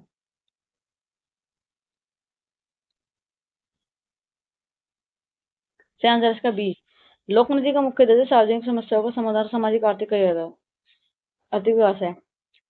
इसका पॉइंट एक देखना, लोक नीति सरकार द्वारा जनता के कल्याण, सामाजिक आर्थिक विकास और असमानता के कम करने और राष्ट्रीय सुरक्षित करने के लिए बनाई जाती है। इसका उद्देश्य आम जनता के लिए स्वास्थ्य, शिक्षा और रोजगार जैसी आवश्यकता सेवा प्रदान करना है, न कि केवल निजी कंपनियों को लाभ पहुंचाना है। अगला है, यह जटिल सामाजिक मुद्दों को हल करने के लिए सरकार की कार्य योजना होती है। अगला प्रश्न है, निम्नलिखित से कौन सा लोक नीति के निर्माण में एक चुनौती है?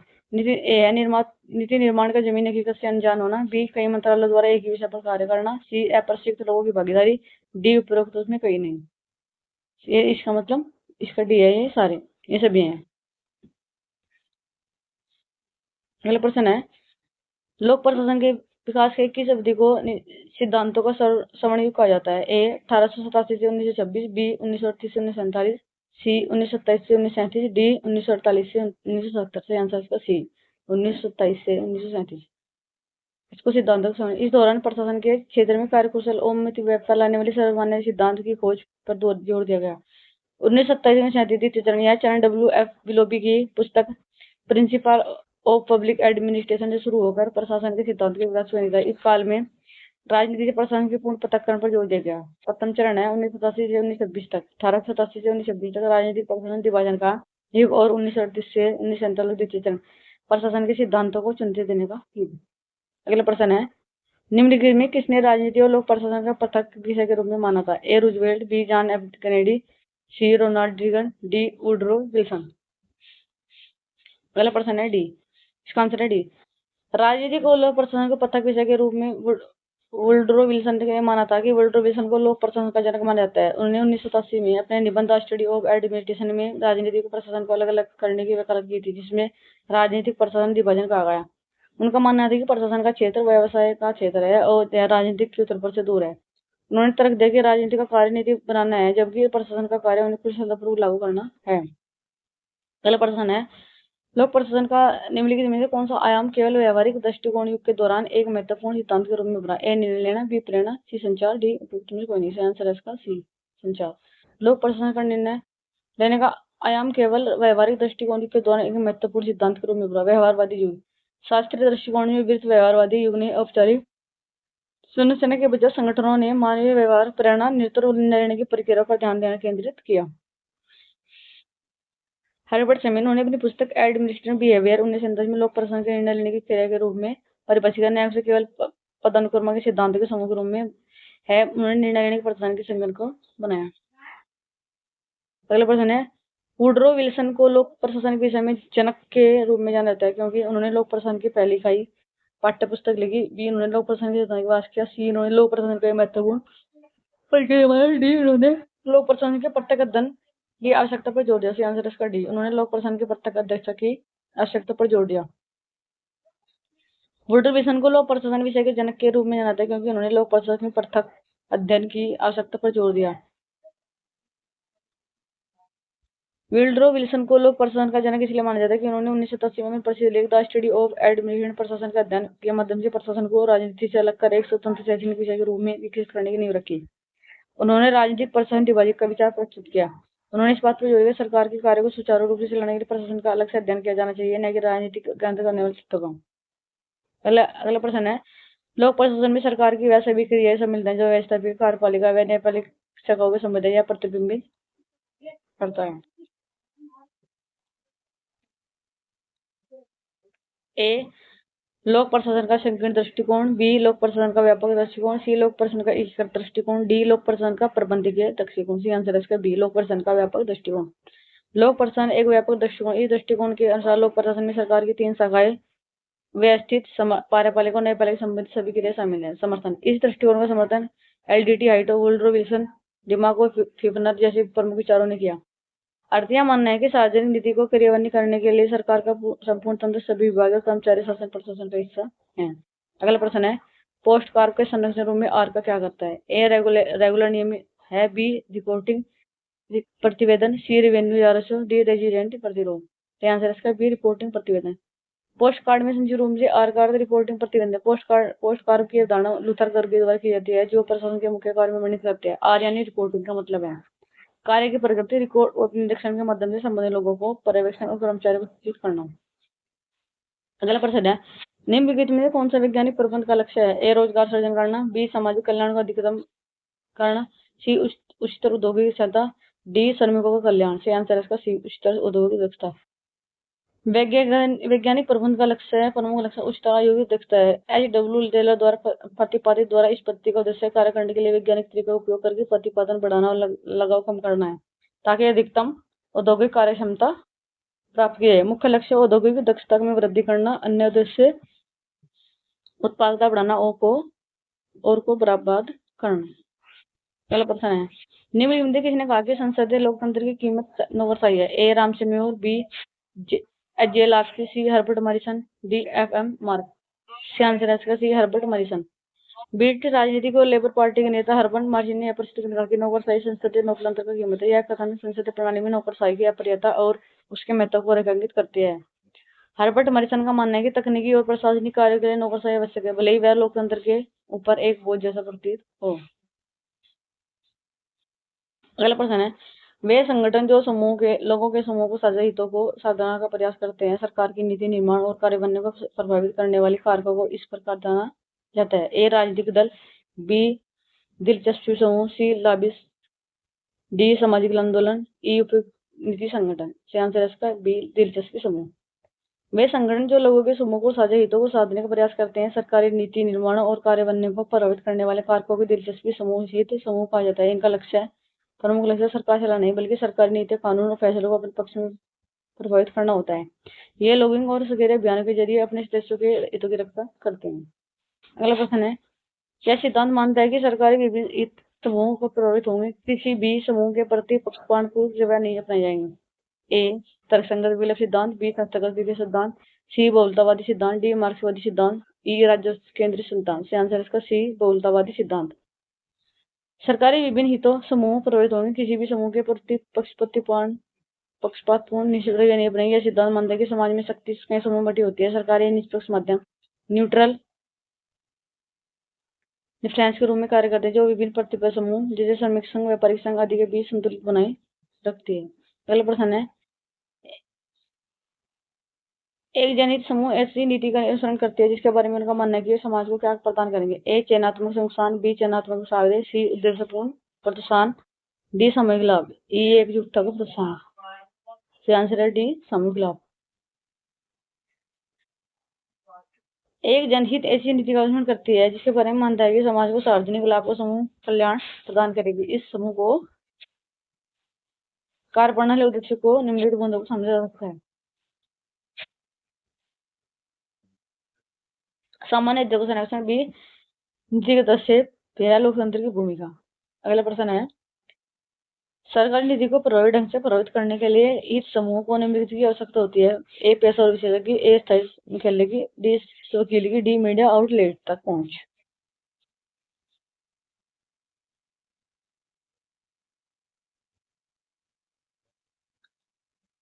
इसका ऐसे आंसर है ए। सरकारी नीति को प्रभावी ढंग से प्रभावित करने के लिए हित समूह को पेशा और विशेषज्ञ की आवश्यकता होती है। पेशा और विशेषज्ञ का समूह संयोजन हित समूह को आयरन ट्रायलिंग में एक प्रमुख तथ्य होता है जिससे वे अपनी मांगे के द्वारा सरकार की नीति में बदलाव कर सकती है।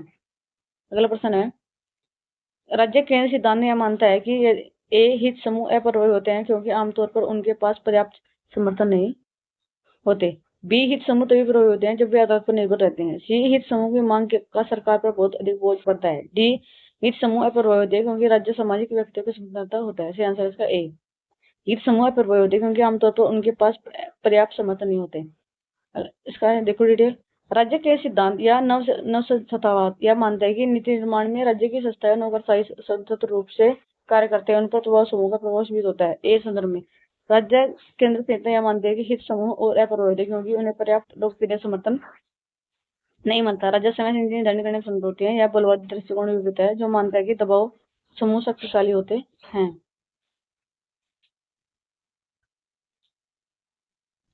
अगला प्रश्न है, एक औपचारिक संरचना स्थापित सदस्यता आधार और वेतनभोगी कर्मचारियों वाला हित समूह जिसे आमतौर पर इस नाम से जाना जाता है। ए प्रभावी हित समूह, बी लोक समूह, सी विशेष रूप समूह, डी जनहित समूह, ई संस्थागत हित समूह। आंसर इसका ई संस्थागत हित समूह। ए औपचारिक संरचना स्थापित सदस्य आधार और वेतनभोगी कर्मचारियों वाला हित समूह जिसे आमतौर पर संस्थागत हित समूह कहा जाता है। संस्थागत हित समूह औपचारिक संगठन होते हैं जो कि किसी संस्था जैसे निगम, विश्वविद्यालय या सरकारी विभाग के हितों को बढ़ावा देने के लिए नीति निर्माता को दबाव डालते हैं। ये समूह इस तरह आधारित होते हैं नहीं बल्कि सीधे तौर पर निजी या सार्वजनिक संस्थान का प्रतिनिधित्व करते हैं। अगला प्रश्न है, सार्वजनिक नीति को प्रभावित करने का कौन सा साधन आमतौर पर हित समूह द्वारा प्रभावी माना जाता है। एक कैबिनेट मंत्री की पैरवी करना, बी संसदीय सदस्यों की पैरवी करना, सी अपना मामला जनता के सामने ले जाना, डी केंद्रीय एजेंसी की पैरवी करना। आंसर इसका सी अपना मामला जनता के सामने ले जाना। संसद सदस्यों की पैरवी करना सार्वजनिक नीति को प्रभावित करने का हित समूह द्वारा सबसे अप्रभावी साधन माना जाता है क्योंकि विशेष रूप से जब तक उसके पास कम संसाधन या कम संगठित सदस्य होते हो क्योंकि वे इस कॉर्पोरेट दिग्गज द्वारा सरकार नीति को खरीदने का एक साधन मानते हैं न कि जनहित के लिए। इसके बजाय जन जागरूकता अभियान, मीडिया कवरेज और प्रदर्शनों को अधिक प्रभावी माना जाता है। अगला प्रश्न, सामाजिक और राजनीतिक क्षेत्र में बड़े बदलाव लाने की चाह रखने वाले समूह और व्यक्तियों का एक नेटवर्क और जो सक्रिय रूप से सामाजिक राजनीतिक संस्थाओं द्वारा कार्यरत होता है आमतौर पर इस प्रकार संदर्भित किया जाता है। ए पुराना सामाजिक आंदोलन, बी नीति समुदाय, सी सामाजिक आंदोलन, डी जनहित समूह, ई नया सामाजिक आंदोलन। आंसर है इसका सी सामाजिक आंदोलन। सामाजिक आंदोलन सामाजिक और राजनीतिक क्षेत्र में बड़े बदलाव लाने की चाह रखने वाले समूह और व्यक्तियों का है एक नेटवर्क है जो सक्रिय रूप से कार्य करता है। इसका उद्देश्य सामाजिक समूह संरचना या नीतियों में बड़ा बदलाव लाना होता है। ये आंदोलन अन्याय, असमानता और या शोषण के विरोध करने और नई सामाजिक राजनीतिक व्यवस्था स्थापित करने के लिए लोगों में एकजुट करते हैं। अगला प्रश्न है, नए सामाजिक आंदोलन दबाव बनाने के लिए निम्नलिखित रणनीतियों पर तेजी से निर्भर होते हैं जा रहे हैं। ए अधिकार से स्वतंत्रता का चार्टर के तहत कानून चुनौती, बी जुड़ाव के साथ नया लोकतांत्र दल, सी अपने समुदायों में याचिका प्रसारित करना, डी सविनय अगुवा आंदोलन। आंसर है इसका डी सविनय अगुवा। नए सामाजिक आंदोलन दबाव बनाने के लिए सविनय अगुवा रणनीति पर तेजी से निर्भर होते जा रहे हैं। सविनय अगुवा सामाजिक आंदोलन द्वारा अपनी मांगों को मनवाने और सरकार पर दबाव डालने के लिए इस्तेमाल की जाने वाली एक प्रमुख रणनीति है। इसका उद्देश्य हिंसात्मक तरीके से इन कानूनों को नीतियों का विरोध करना है जिन्हें आंदोलनकारी अनैतिक या अपनेपूर्ण मानते हैं। पहला प्रश्न है, लाबिस्टन अधिनियम 2008 सूचित करता है कि लाबिस्टन कौन से लाबिस्टन राजनीतिक करियर से बाहर निकलते हैं ही पैरवी करने से सक्षम होते हैं। बी कौन से लाबिस्ट अकादमिक शुल्क उनके ग्राहकों से एकत्र कर देते हैं। डी यदि वे अपने समाज के साथ अधिक हिस्सा लाबिस्ट के रूप में व्यक्त करे तो सरकार के साथ पंजीकरण करे। ई उन्हें राजनीतिक चुनाव अभियानों में अग्रणी भूमिका निभाने से रोका जाता है। आंसर इसका डी। यदि वे अपने समय से अधिक हिस्सा लाभिष्ट के रूप में व्यतीत करते हैं तो सरकार के साथ पंजीकरण करते हैं। लाभिष्ट अधिनियम 2000 यह सुनिश्चित करता है कि लाभिष्ट किनके लिए कार्य करते हैं इसका विवरण देते हुए रिपोर्ट दाखिल करें। इस अधिनियम का उद्देश्य यह सुनिश्चित करना है कि लाभिष्ट की प्रक्रिया पारदर्शी रहो और लाभिष्ट को राजनीतिक चुनाव अभियानों से अग्रणी भूमिका निभाने से रोका जाए। इस अधिनियम के अनुसार लाभिष्ट को नियंत्रित अंतराल पर अपनी गतिविधियों का विवरण देने अधिकारित रिपोर्ट दाखिल करने होते हैं। अगला प्रश्न है, निम्नलिखित में कौन सी विशेषता वेबर के कार्यशील शरीर के मॉडल का हिस्सा नहीं है? ए नागरिक समाज के भीतर नियम होते हैं। बी सरकार को आवश्यक कुशल विशेषज्ञ कर्मचारियों को नियुक्त करना होता है। सी कुशल विशेषज्ञ के लिए आवश्यक नहीं है कि वे किसी संगठन पत्रकारों के भीतर ही काम करें। डी सभी लोगों के साथ समान व्यवहार किया जाना चाहिए। आंसर इसका सी कुशल विशेषज्ञों के लिए आवश्यक नहीं है कि वे किसी संगठन पत्र के अनुसार ही कार्य करें। अगला प्रश्न है, सार्वजनिक निधि चक्र से के किस भाग के दौरान सरकार संभावित नीतिगत उपयोग की खोज करती है? ए कार्यसूची की स्थापना, बी नीति निर्धारण की स्थापना, सी नीति निर्धारण, डी नीति का कार्यान्वयन करना। सी आंसर इसका सी नीति निर्धारण करना। इस प्रक्रिया के दौरान सरकार विभिन्न हितधारकों, विशेषज्ञ और जनता से परामर्श करती है ताकि एक प्रभावी नीति का मसौदा तैयार किया जा सके। अगला प्रश्न, जब कोई संबंधित मंत्री सरकार के इरादे की घोषणा करने के लिए एक प्रेस कॉन्फ्रेंस करवाता है, यदि कोई नीति लागू नहीं होती तो उसे क्या कहते हैं? निर्णय लेना, नीति का मूल्यांकन, नीति का कार्यान्वयन, डी नीति का परिवर्तन। से आंसर इसका नीति का कार्यान्वयन। जब कोई संबंधित मंत्री सरकार के इरादे की घोषणा करने के लिए प्रेस कॉन्फ्रेंस होती है तो है जब यदि कोई नीति लागू होती है तो उस नीति का कार्यान्वयन कहा जाता है। यह चरण है जहाँ सरकारी योजना को धरातल पर उतारना जाता है। अगला प्रश्न, कौन सा सिद्धांत यह निर्धारित करता है कि नागरिक स्वार्थीकर्ता होते हैं जिनके निर्णय उनके हितों, अपनी जरूरतों, इच्छाएं पूर्ति होते हैं? ए लोकतंत्र का आर्थिक सिद्धांत, बी परपंथी सिद्धांत, सी तर्कसंगत विकल्प सिद्धांत, डी बहुतावाद सिद्धांत। से आंसर इसका सी तर्कवाद सिद्धांत, तर्कसंगत विकल्प।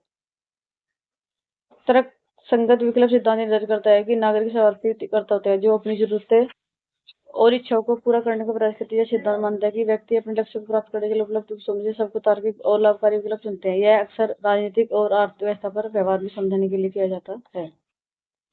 अगला प्रश्न है, कौन सी अवधारणा स्वास्थ्य सेवा पर मेडिकेयर के नियंत्रण को सबसे अधिक तरह से रख दिया है जिसका उद्देश्य निजी सेवा को रोकना है? ए नर्सिंग अधिकार, बी अभिजात वर्ग अधिकार, सी कोई भी अधिकार नहीं, डी उत्पन्न पाते। से आंसर इसका डी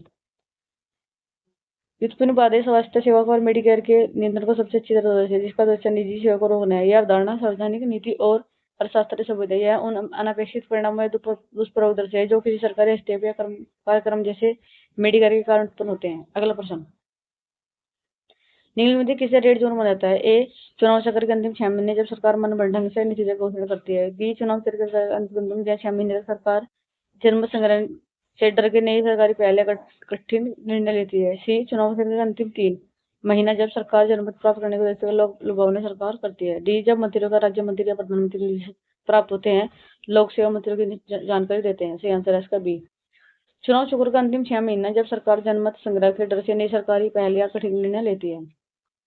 रेड जोन वह समय जब चुनाव चक्र के अंतिम 6 महीने के दौरान सरकार जनमत संग्रह के डर से नई सरकारी पहल या कठिन निर्णय से बचती है। इस दौरान सरकारें अक्सर विवादास्पद या कठिन आर्थिक नीति को लागू करने से बचती हैं क्योंकि उन्हें मतदाताओं की नाराजगी का डर होता है। अगला प्रश्न है, संघीय सरकार के वित्त और वित्तीय निर्णयों पर सरकार किसका या किस चीज का नियंत्रण होता है? ए लोक सेवा आयोग का, बी संविधान अधिनियम 1867 का, सी वित्तीय प्रसारण अधिनियम, डी वित्त विभाग। से आंसर इसका सी वित्तीय प्रसारण अधिनियम। संघीय सरकार के वित्तीय निर्णय पर वित्तीय प्रशासन अधिनियम होता है। संघीय ढांचे में वित्तीय प्रशासन का अधिनियम है जो सरकार के वित्तीय कामकाज, व्यय और सार्वजनिक धन के प्रबंध के लिए कानूनी ढांचा प्रदान करता है। अगला प्रश्न है, बजट घाटे के समय निम्नलिखित में कौन सा बजट बनाने का तरीका दक्षिणपंथी विचारधारा का अधिक संकेत देता है? ए खर्च में वृद्धि, बी बढ़ता उधार, सी करों का रखरखाव, डी करों में वृद्धि।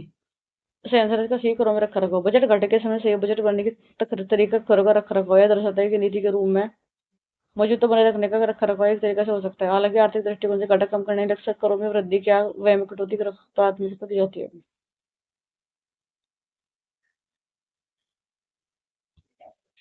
अगला प्रश्न है, निम्नलिखित में से कौन सा प्रस्थान स्वास्थ्य सेवा का सिद्धांत है? ए सार्वभौमिक, बी विस्तृत, सी सुलभ, डी ऊपर के सभी। इसका आंसर इसका डी ऊपर के सभी यानी कि सभी सार्वजनिक, विस्तृत और सुलभ। इसमें है स्वास्थ्य सेवाएं शारीरिक रूप से आसानी और आर्थिक रूप से व्ययनीय होनी चाहिए यानी अफोर्डेबल।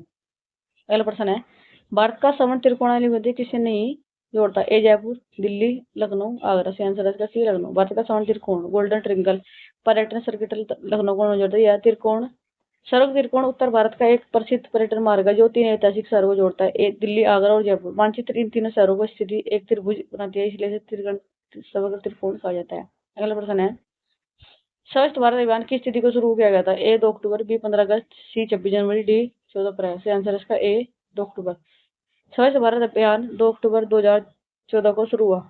नरेंद्र मोदी ने गांधी जयंती के अवसर पर नई दिल्ली में राजघाट में राष्ट्रीय आंदोलन को शुभारंभ किया, जिसका उद्देश्य 2 अक्टूबर 2019 तक गांधी जी को 150 दिन तक भारत में खुले शौच मुक्त और स्वच्छ बनाना था, जो कि पूरा नहीं हुआ।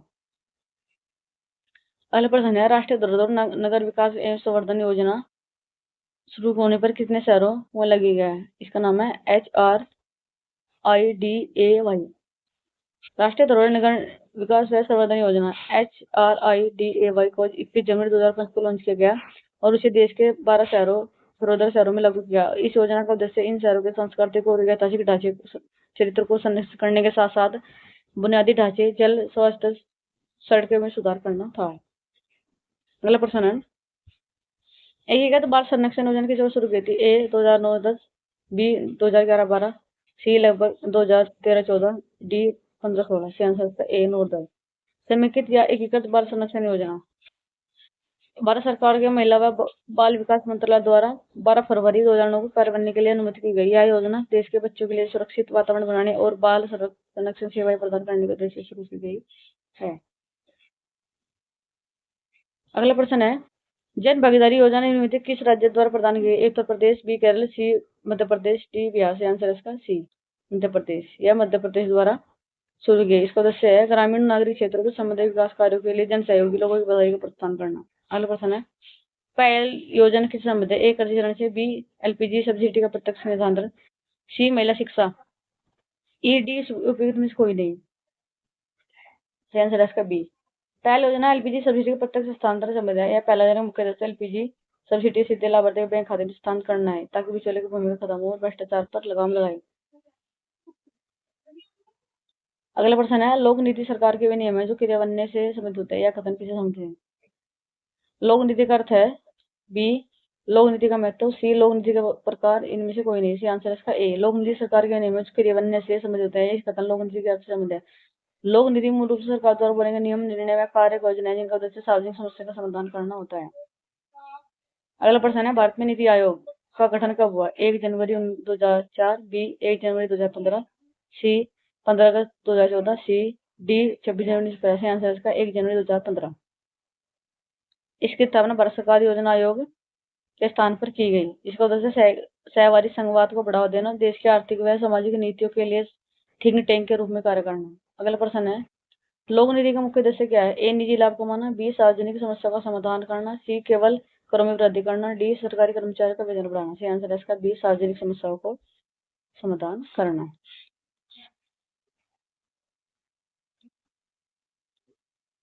अगला प्रश्न है, मिश्र इंद्रधनुष का संबंध? ए बच्चों की सुरक्षा से, बी ई कॉमर्स से, सी टीकाकरण से बच्चों को, और या उनमें से कोई। आंसर है इसका सी बच्चों का टीकाकरण। मिशन इंद्रधनुष बच्चों और गर्भवती महिलाओं के पूर्ण टीकाकरण इम्यूनाइजेशन से संबंधित एक स्वास्थ्य अभियान है। केंद्र सरकार द्वारा 25 दिसंबर 2000 को शुरू किया गया था। इसका उद्देश्य था 2 वर्ष से कम उम्र के बच्चे और गर्भवती महिलाओं को 12 जानलेवा बीमारी से बचाने के 90% से अधिक टीकाकरण कवरेज प्राप्त करना। अगला प्रश्न है, नीति निर्माण में एजेंडा सेटिंग चरण का मुख्य उद्देश्य क्या है? ए समस्याओं की पहचान करना, बी बजट की मंजूरी देना, सी कानून का लागू करना, डी नीति का मूल्यांकन करना। सी आंसर इसका ए समस्याओं की पहचान करना। नीति निर्माण का एजेंडा सेटिंग चरण का मुख्य उद्देश्य समाज में विभिन्न समस्याओं को प्रभावित करना है। ए मुद्दे की पहचान, बी प्राथमिक निर्धारण, समस्या से नीति मुद्दे में बदलना, डी ध्यान केंद्रित करना। अगला प्रश्न है, सागरमाला परियोजना किससे संबंधित है? ए बंदरगाह का आधुनिकीकरण, बी तेल निकालना, सी समुद्री मार्ग विकास, डी उपयोग में कोई नहीं। आंसर है इसका ए बंदरगाह। इसका लॉन्च किया गया था 25 मार्च 2015 में। इसका उद्देश्य था देश के 75 किलोमीटर लंबे तटीय क्षेत्र का उपयोग करके बंदरगाह नेतृत्व करने वाले विकास को बढ़ावा देना। इस परियोजना के तहत 5.1 लाख करोड़ रुपए से अधिक की कुल 800 से अधिक परियोजनाओं के माध्यम से बंदरगाह का अधिग्रहण, फिर अगला कनेक्टिविटी में सुधार और तटीय क्षेत्रों में उद्योग का विकास। अगला प्रश्न है, लोक नीति में प्रशासनिक कार्यपालक की क्या भूमिका होता है? ए नीति निर्माण, बी नीति कार्यान्वयन, सी नीति मूल्यांकन, डी इसमें कोई नहीं से आंसर इसका बी नीति कार्यान्वयन में इसकी भूमिका होती है। इसमें है वे विधायिका द्वारा पारित कानून को व्यावहारिक योजना में बदलते हैं, संसाधन को प्रतिबद्ध करते हैं और नीति की सफलता सुनिश्चित करने के लिए समन्वय है। अगला प्रश्न है नीति के प्रकार के रूप में विनियमित नीति क्या कार्य करती है? ए विशिष्ट समूह को सेवाएं वितरित करती है, बी विशिष्ट व्यवहारों को मजबूत करना, सी आय परिवर्तन, डी जनता को सूचित करना। सी आंसर है इसका बी विशिष्ट व्यवहारों को मजबूत करना। अगला प्रश्न है लोक प्रशासन और निजी प्रशासन व्यवस्था में मुख्य अंतर किस आधार पर है? ए परमाणु संरचना, बी राजनीतिक और कानून बाधाएं, सी दक्षता, डी उपयुक्त कोई नहीं। आंसर है बी राजनीतिक और कानूनी बाधाएं। अगला टॉपिक है इसका, ये लास्ट टॉपिक है इसका, राज्य व्यवस्था का सामुदायिक विकास। इसका क्वेश्चन देख लो। सामुदायिक विकास कार्यक्रम का मुख्य उद्देश्य क्या है? ए केवल शिक्षा देना, बी केवल सुधार कृषि सुधार, सी ग्रामीण का सर्वांगीण विकास, डी शहरीकरण को बढ़ावा। से आंसर इसका सी ग्रामीणों का सर्वांगीण विकास। सामुदायिक विकास कार्यक्रम का मुख्य उद्देश्य ग्रामीण क्षेत्रों का सर्वांगीण सामाजिक आर्थिक और शैक्षणिक करना है और ग्रामीणों के जीवन स्तर को बढ़ाना। यह कार्यक्रम 1952 में शुरू हुआ, जिसका लक्ष्य लोगों की भागीदारी के माध्यम से आत्मनिर्भरता, कृषि उत्पादनता और आधारभूत सुविधाओं में सुधार करना। अगला प्रश्न भारत में सामुदायिक विकास कार्यक्रम कब शुरू किया था? ए 1947, बी 1950, सी 1952, डी 1955। से आंसर है इसका सी। इसको 2 अक्टूबर 1952 में शुरू किया था गांधी जी के जन्मदिन पर। यह एक महत्वपूर्ण ग्रामीण विकास पहल है जो भारत में पहली पंचवर्षीय योजना का हिस्सा थी। उद्देश्य कृषि, स्वास्थ्य, शिक्षा और बुनियादी ढांचे में सुधार के माध्यम से ग्रामीण क्षेत्रों का सर्वांगीण विकास। यह प्रकृति या एक परियोजना कार्यक्रम था जिसका उद्देश्य स्थानीय समुदाय की भागीदारी के साथ विकास करना। अगला प्रश्न सामुदायिक विकास की धुरी किसे कहा जाता है? ए जिला मजिस्ट्रेट, बी ग्राम प्रधान, सी एक्सटेंशन वर्कर, प्रसारण समिति, डी केंद्रीय मंत्री। आंसर इसका सी एक्सटेंशन वर्कर। सामुदायिक विकास कार्य में धुरी एक्सटेंशन वर्कर कहा जाता है। प्रसारण कार्यकर्ता, इसमें समुदाय विकास का कार्य की दूरी माना जाता है क्योंकि सिद्ध तौर पर ग्रामीण विकास है। ग्रामीणों को नई तकनीकी सिखाते हैं, बैठ का आयोजन करते हैं, विकासात्मक गतिविधियों कार्य करते हैं। अन्य कार्य ग्राम स्तरीय कार्यकर्ता को मुख्य दूरी मानते हैं जो ग्रामीण विकास प्रशासन के बीच पुल का काम करते हैं। अगला प्रश्न है समुदाय विकास का मुख्य लक्ष्य क्या है? ए लोगों को सरकारी योजनाओं पर निर्भर बनाना, बी आत्मनिर्भरता सामुदायिक पहल को बढ़ावा, सी ग्रामीण आबादी को शहरों में भेजना, डी केवल राजनीतिक जागरूकता। आंसर है इसका बी आत्मनिर्भरता और सामुदायिक पहल को बढ़ावा। आत्मनिर्भरता यह लोगों को अपनी समस्याओं का समाधान खुद खोजने और अपनी आजीविका में सुधार करने से सकता है। बी जन भागीदारी समुदाय विकास का मूल उद्देश्य स्थानीय लोगों का जन भागीदारी महत्व का आकाश देना है। शक्तिकरण यह समूह पहल संसाधनों के प्रबंध और क्षमता निर्माण पर जोर देता है, न कि केवल सरकारी सहायता पर। सामाजिक या आर्थिक बदलाव ग्रामीण जीवन में सामाजिक आर्थिक परिवर्तन लाकर सकता है। अब इसका अगला प्रश्न समुदाय विकास कार्यक्रम में क्या शामिल है? ए कृषि, बी पशुपालन, सी शिक्षा, डी उपयुक्त सभी। यानी कि उपयुक्त सभी, तो उसमें आंसर है इसका डी उपयुक्त सभी। इसका था 2 अक्टूबर 1950 को शुरू किया। इस कार्यक्रम का मुख्य उद्देश्य ग्रामीण जीवन का समग्र विकास करना था, जिसके तहत कृषि, पशुपालन, शिक्षा व्यवस्था, स्वच्छता और ग्रामीण उद्देश्यों को बढ़ावा दिया गया। सामुदायिक विकास का कार्य में क्षेत्र थे कृषि, बीज, खाद और सिंचाई व्यवस्था, पशुपालन, पशु स्वास्थ्य, प्रजनन, शिक्षा, प्राथमिक शिक्षा और वैश्विक शिक्षा, या स्वास्थ्य व शिक्षा, स्वास्थ्य केंद्र, स्वच्छ पेयजल और स्वच्छता, ग्रामीण उद्योग, कुटीर और लघु उद्योग को बढ़ावा। आज हमने ये जो हमारी इसमें राज्य व्यवस्था था, ये सब्जेक्ट हमने कंप्लीट कर दिया है। अगला टॉपिक हमारा ज्योग्राफी होगा, भारत और विश्व का भूगोल। अगर आपको ये वीडियो अच्छी लगे तो इसका आपको एग्जाम में फायदा होगा। थैंक यू, धन्यवाद।